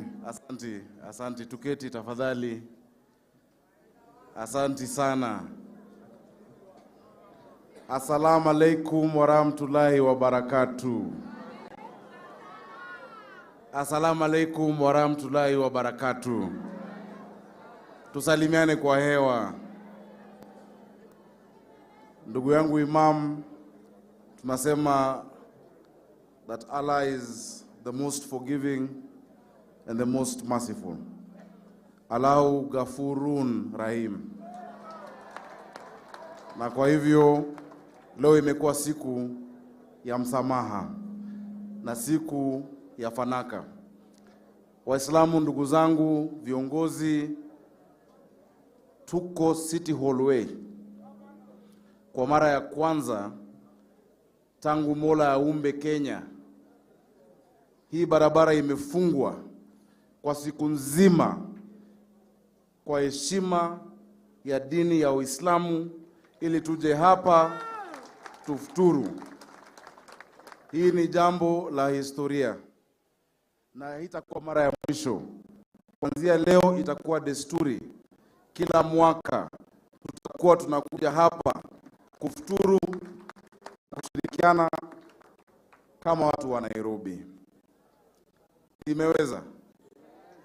Nawashukuru sana viongozi ambao mko hapa. Nashukuru viongozi Namlef, Supkem, CIPK, Jamia Mosque, my big brother Mheshimiwa Yusuf, Mheshimiwa Mwago, Mheshimiwa Mwenje, my brother, Right Honorable Speaker wa County Assembly ya Nairobi, na viongozi wa Assembly, Deputy Speaker, MCAs. Mwana MCAs wengi sana hapa, kuna quorum. Hata mnaweza kufanya kazi ya bunge hapa. Si ni kweli? Nimeona Public Service Board yetu ikiongozwa na Chairman Kasoa ako hapa, na commissioners wa Public Service Board. Truly Nairobi is united. Na lazima tuendelee kuwa pamoja. Niko na maafisa wangu wa county government, wacha niwatambulishe ndio mjue ile heshima tunawapa wote. Tumekuja kwanza, mpokee msamaha, apology from the deputy governor Njoroge Mushiri ya Mombasa, kongamano ya deputy governor Zuko ambayo imefunguliwa na deputy president Rigathi Gachagua, wako kule Mombasa. Pia seneta wetu amesafiri na women representative, wameomba msamaha na wanasema Saum Makbul, Ramadan Karim, wako na sisi pamoja. Tunapokea salamu yao. Haya, tuko na mawaziri katika county ya Nairobi, naomba msimame. I hope I can see you well from where I am. Tukaanza hapa, tuko na Ustadh SG Mwangi. Mlisema hakuna Waislamu, tuanze na huyu. Asante sana. Naona huyu ndo wako in charge mambo yote ya ardhi, mambo ya lands, na alikuwa nje kidogo matibabu. Tunashukuru sana amekuja leo, ndo nimekuona kwa muda mrefu. Welcome back home. Tuko na Bwana Mbogo pale, huyo ndio anatengeneza mabarabara Nairobi. Mambo ya mabarabara, mobility and works ni Bwana Mbogo, tumpigeni makofi. Haya, tuko hapo pia na Ibrahim Nyangoya ambaye ndio waziri wa mambo ya public service, ni ndugu yetu. Mambo ya barrows, mambo ya askari wetu wa Kanjo wako chini ya Ibrahim. Asante sana, tumpigie makofi. Tuko na waziri Charles Kerich, huyu ndo waziri wa pesa, finance minister CEC. Charles Kerich, you look very different, but I think you should be wearing that every Friday. Unakaa mzuri sana, tupigeni makofi. Huyu ndo anafanya wafanyikazi wetu wanalipwa kila mwezi on time, Charles Kerich. Na pia tuko na Michael Gumo, huyu ndo waziri wa ICT, mambo ya mtandao, teknolojia. Asante, tumpigie makofi. Pia tuko na board yetu ya public service, nimesema chairman yuko, commissioners ambao mko hapa. Nilimuona Commissioner Osman, ndugu yangu wa miaka mengi. Tuko na Commissioner Jack pale, tuko na Commissioner Aisha yuko hapo pia. Na pia tuko na County Attorney General wa Nairobi County Lydia Kwamboka ako hapo. Tumpigie makofi. Tuko na machief officers wetu ni wengi sana, nitaomba tu msimame wote. Waziri Brian Mulama, huyo ndio wako in charge of mambo ya, anasema yeye ni waziri ya mapenzi. Mambo ya talent, mambo ya care. Na leo hafla leo anaitwa Abdalla Mulama. Asante sana. Niko na advisors wangu mkiongozwa na Osman, ndo huyu Osman Imran. Huyu Osman si Mkristo. Niko na Fazul si Mkristo. Niko na Olari Wambua ni Mkristo. Na niko na Musyoka, nafikiri niliona wengine. Jerry nimekuona. Machief officers ambao wako hapa simameni ni watambue haraka. Tuanze hapa na County Secretary wa Nairobi mpya, anaitwa Patrick Analo. Mpigeni makofi. Tuko na Clemo hapo, Clement Rapudo in charge of hii mambo ya city tourism and culture. Tuko na Ibrahim in charge of environment. Tuko na Tony Kimani in charge of enforcement. Tuko na Boniface Nyamu in charge of mambo ya uchukuzi na transport na mobility. Tuko na Tyrus mambo ya smart Nairobi. Tuko na Oscar Omoke wa maji. Tuko na Gakuya wa revenue. Nani tuko na Kumali wa markets, hiyo tena Nyakaba public health. Tuko na Bram Simiyu wa disaster, mambo ya kuzima moto na disaster zote. Tuko na ndugu yangu Victor Otieno Ogola wa mambo ya startups. Tuko na nani mwingine? Tuko na waziri wa finance, ndugu zangu Waislamu. Tuko na chief officer finance anaitwa Asha Abdi. Huyo ndio anabeba kibeti ya Nairobi nzima 40 billion. Chief officer Aisha Imran sio Mkristo, ni Muislamu. Now the ladies I can't tell. Zipora. Yes, I know. Tuko na Zipora ambaye yako mambo ya business opportunities. Is that Cecilia? Tuko na Cecilia wa mashamba na tuko na Opiata Janet ambao ni wa mambo ya public service. Asante sana. I can't see there.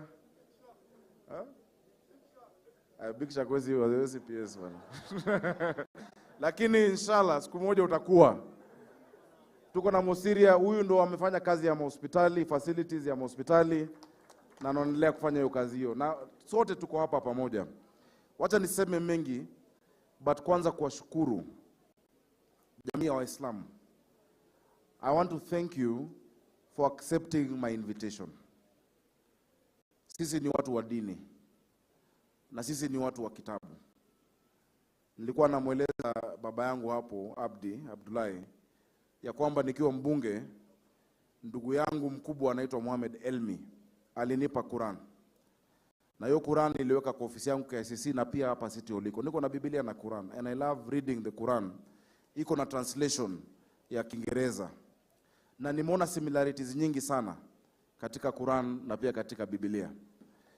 Lakini jambo ambalo najua ni muhimu, ukialika watu kwa karamu na wakubali kuja, ni jambo la heshima sana.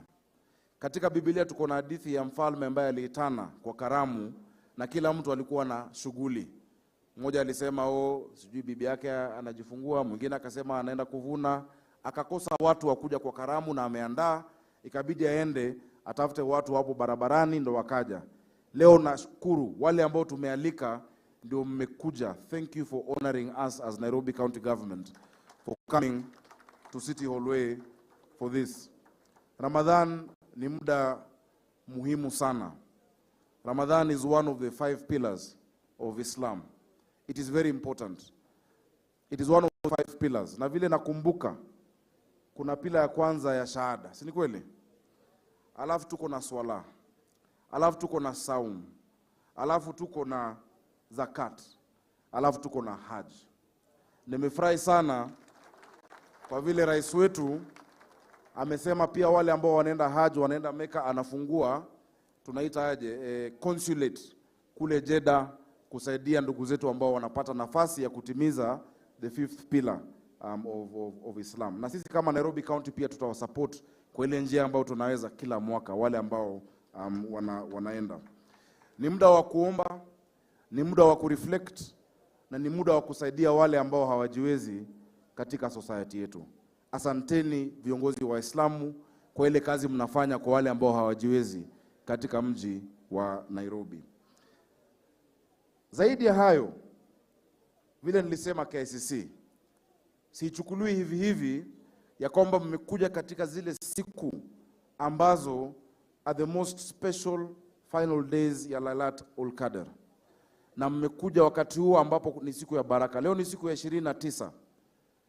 Na wanasema one night is more than 1,000 months. Miaka 83. Usiku mmoja ambapo Quran ililetwa kwa wananchi, kwa Waislamu. Naomba iwe ni leo. Naomba iwe ni leo. Kwa sababu ikiwa ni leo basi Nairobi tabaki na amani. Nairobi tabaki na ule mmoja ambao tumeona. Nairobi tabaki na hiyo ndugu. Mkiona ya kwamba hapa tuko na MCAs wa Azimio na wa Kenya Kwanza. Tuko na wabunge wa vyama vyote. Tuko na governor. Sio jambo rahisi. But naomba mkienda msikitini mkiomba, muombe ya kwamba Mwenyezi Mungu Allah anipe mimi maarifa, anipe hekima ya kuongoza watu wa Nairobi kwa kuwaleta pamoja, na ndazidi kuwaleta pamoja. Nikienda kumalizia, kwa sababu sitaki niseme mambo mengi. Jambo la udhu ni muhimu sana kwa Waislamu, na tumesema ya kwamba tunachimba boreholes katika misikiti zetu. Kuhakikisha hayo, ningependa leo kutangaza, kwa sababu tuko na kampuni inaitwa Nairobi Water and Sewerage Company, ambayo ni kampuni yetu ya Nairobi County Government. Mimi nataka yule ambaye atafuatilia kazi hiyo, iwe ni Muislamu mmoja wenu, ambaye namweka hapo kama one of the board members, na ako hapa, hata sijui kama anajua, anaitwa Robo ambaye alisimama kamkunji. Ako hapa, wewe utakuwa director. Nimeona ulipita interview, si ati nakuweka tu, ulifanya vizuri. Hakikisha the first 20 mosques zimepata boreholes, zile za mtaani, zile za wale ambao hawajiwezi. Tumeweza kuweka boreholes, si ndio hiyo? Ama namna gani? Nimezungumza na ndugu yako Yusuf Hassan, kura iliisha, nyinyi lazima muwe mandugu. Nimezungumza na Ken Ngondi ambaye mlipelekana kura ya speaker. Siasa sio uadui, siasa ni undugu. Mje mkae pamoja na nyinyi mpige oversight. Si mtafanya oversight? Asanteni sana.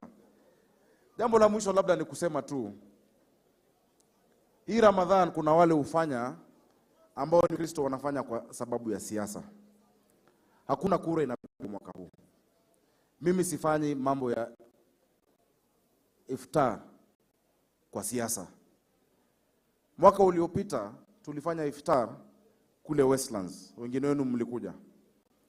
Wakati tulifanya iftar, nilikuwa naambia Waislamu ya kwamba mimi nilikuwa nikiwa mtoto mdogo hapa, nilizaliwa hapa Ngara 2.1 kilometers from here. Ya kwamba muda wa Ramadhani nilikuwa sikosi Kariokoo, sikosi California, sikosi Isili. Alafu na mama akasimama, akasema ni kweli, Mama Abdul Chalo, Mheshimiwa Yusuf, I don't know if you remember. Akasimama akasema ndio, ni kweli ulikuwa unakuja kwangu because I was with her son in school. Unfortunately, hiyo ilikuwa Ramadhani iliyopita. Tumempoteza Mama Abdul Chalo. Naomba tuendelee kuombea familia yake. Na kuna ustadhi hapa alinipatia ujumbe, na ningependa kumwambia nitatimiza ile mama yangu alisema. Mama Abdul na Naima hapo Kariokoo, we are one family. In Nairobi hakuna shida ya Mkikuyu tofauti na ya Mjaluo. Hakuna njaa ya Muislamu tofauti na ya Kristo. Tusikubali kugawanyishwa kama watu wa Nairobi. Mimi nimesema hivyo, nitazidi kusema, sitachoka kusema. We are doing big things. Nataka tufanye pamoja. Na nimefurahi vile mzee wangu wa Namlef amesema, hautaki Governor Sakaja asaidie Waislamu. That I'm helping you as outsiders. Nyinyi mko insiders. Let us partner together. Hii serikali ni yenu. Hii serikali ni yenu, tuko pamoja. I want us to move together in one accord. We are together. Mimi ni Mkristo and I'm proud of my religion, but naheshimu, in fact naheshimu Islam. Naheshimu kwa sababu watu hawapendi dhulma. Watu wa kusema ukweli. Mara nyingi hakuna haja kuandikiana contract. Just your word is your bond. Kama watu wa Nairobi wote wangekuwa hivyo, labda Kanjo Tony haungekuwa na kazi, kwa sababu watu wangefanya mambo yao vizuri sana. Imamu wangu wa Jamia ameuliza mambo kadhaa na ningependa kujibu, kwa sababu tumesema lazima iwaka. Na Ustadh Hassan nimesikia umesema niwe kiongozi nisiwe mtawala. Jambo la kwanza ambalo umeuliza ni jambo la kawaida, nimeona ikifanyika katika miji mingine duniani. In New York, Mheshimiwa Yusuf umenieleza inafanyika. Nataka kutangaza, na nafurahi niko na assembly hapa.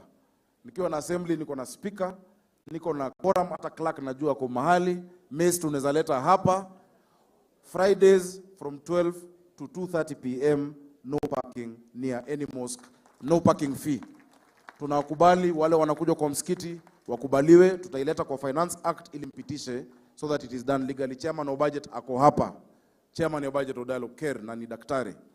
Uhakikisha ya kwamba let us allow our brothers and sisters wafike msikitini bila kusumbuliwa. So Tony, no clamping.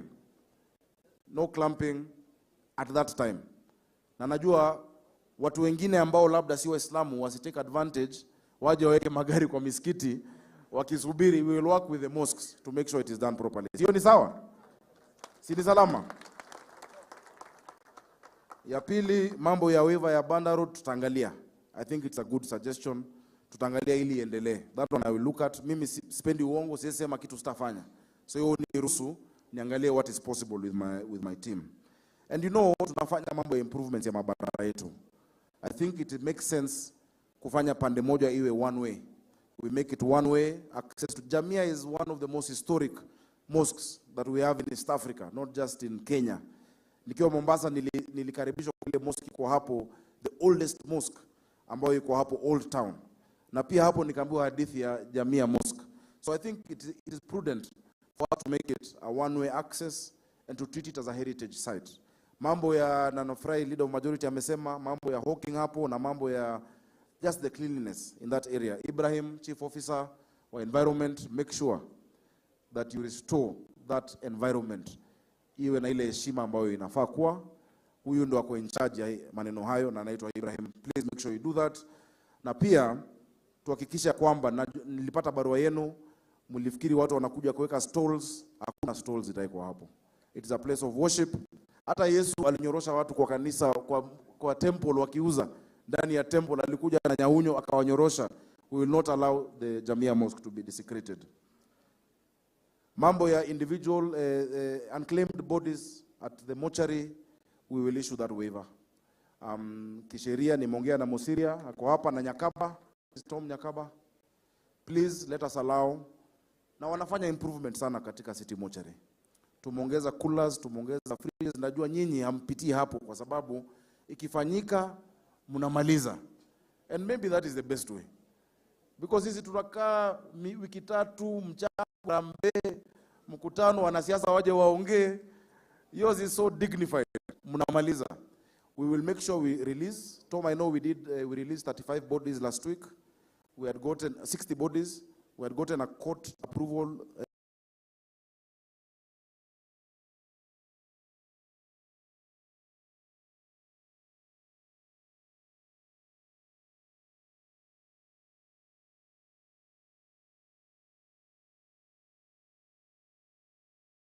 Let us see that issue of unclaimed bodies. Wale ambao tunaweza jua ni Waislamu, tufanye kazi na national government.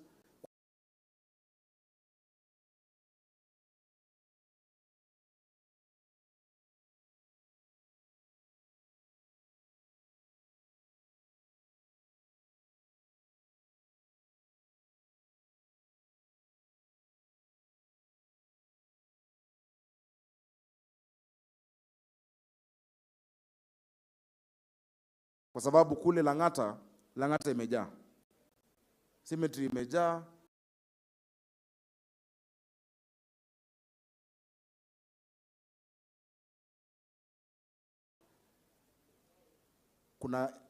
Wacha niseme sana what is good. Ile ardhi iko area hiyo, national government wanaweza kutusaidia. Kuna msitu hapo, kuna mtu anasema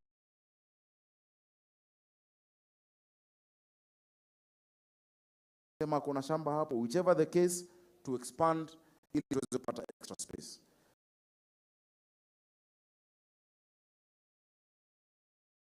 Na ni kitu ambayo tunafanya sensitively, ambaye Umi Bashir pia alikuwa katika election board yetu ya UDA, alitusaidia sana as Nairobi team. Yeye ni PS amekuwa hapa na I think she had to leave. But kwa mambo ya Nubian housing program, mimi ni ndugu yenu. Mzee Taib atakueleza, alikuwa anafanya mambo ya mpira na baba yangu zile siku, si ni kweli mzee? Mambo ya football with my dad John Sakaja. So we will work together. Request for proposal ya kujenga Woodley housing. Na katika hiyo housing, kati ya zile affordable, tutahakikisha watu wetu ambao wametoka kwa community watapata section yao waingie hapo ndani, na pali watatoka hatutakubali mtu ajenge hapo.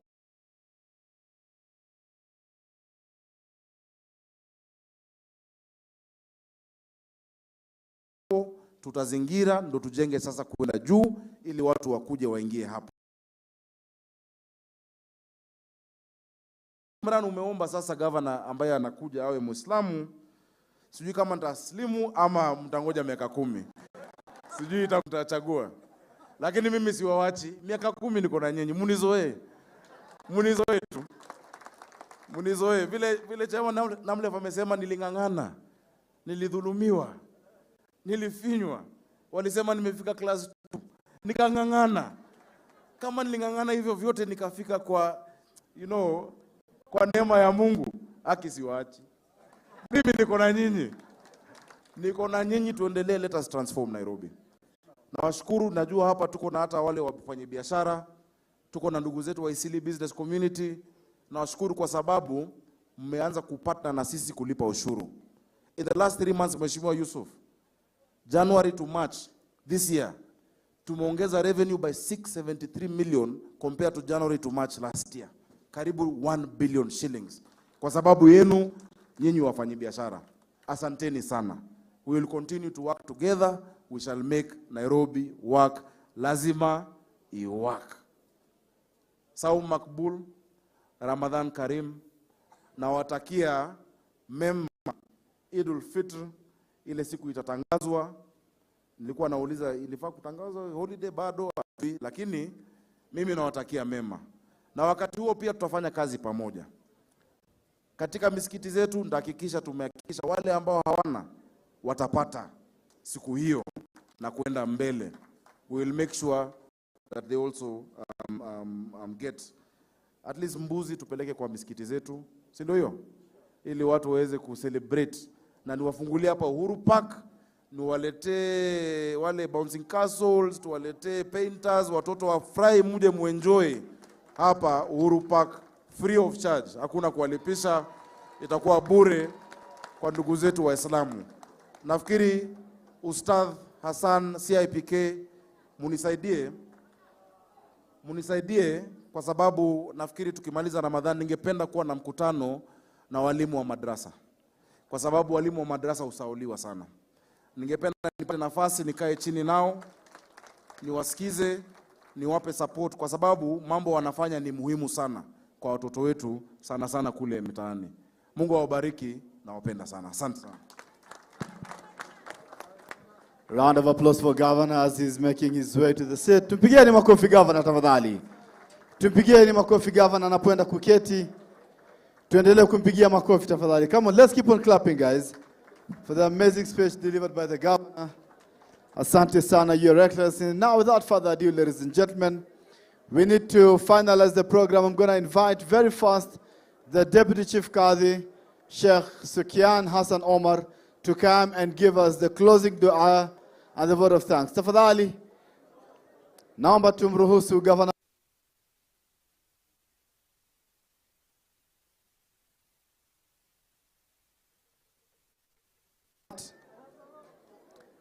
The protocol team, the security team, kindly let's ensure the Governor is seated so that we finish the program. Tafadhali, please. Protocol, security,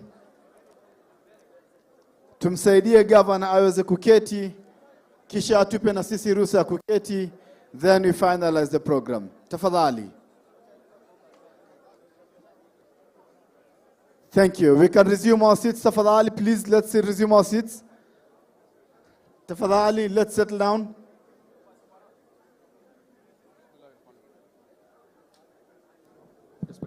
The protocol team, security team, kindly help me to settle down. Let's pray, Let please. people settle down, please. Let us pray, please. Security team, tafadhali, people around here, I need some settlement around the Governor, please. Sheikh Sukian, please, give us the dua. Bismillahirrahmanirrahim. اللهم ربنا آتنا في الدنيا حسنة وفي الآخرة حسنة وقنا عذاب النار ربنا ظلمنا أنفسنا وإن لم تغفر لنا وترحمنا لنكونن من الخاسرين اللهم إنا نسألك الهدى والتقى والعفاف والغنى اللهم إنك عفو تحب العفو فاعف عنا اللهم إنك عفو تحب العفو فاعف عنا سبحانك اللهم وبحمدك نشهد أن لا إله إلا أنت نستغفرك ونتوب إليك وصلى اللهم على نبينا محمد وعلى آله وصحبه وسلم الحمد لله رب العالمين. Jazakallah khair. Thank you so much. Kindly let's remain seated. Security and protocol ensure that the governor and the VIP guests are able to leave smoothly. Thank you so much, ladies and gentlemen, for making time for us this evening. On behalf of the organizing committee, on behalf of my co-MC, who is Ayub Abdul Qadir, tafadhali naweza kuwapa shukrani. Nasema asante sana. Thank you so much for coming. Till next year, assalamu alaikum wa rahmatullahi wa barakatuh. Ndio, hayusi hata huko. Ni wenzangu. Si hayusi huko. Ngoja utanisikia. Assalamu alaikum. Maimamu wenzangu na maustadhi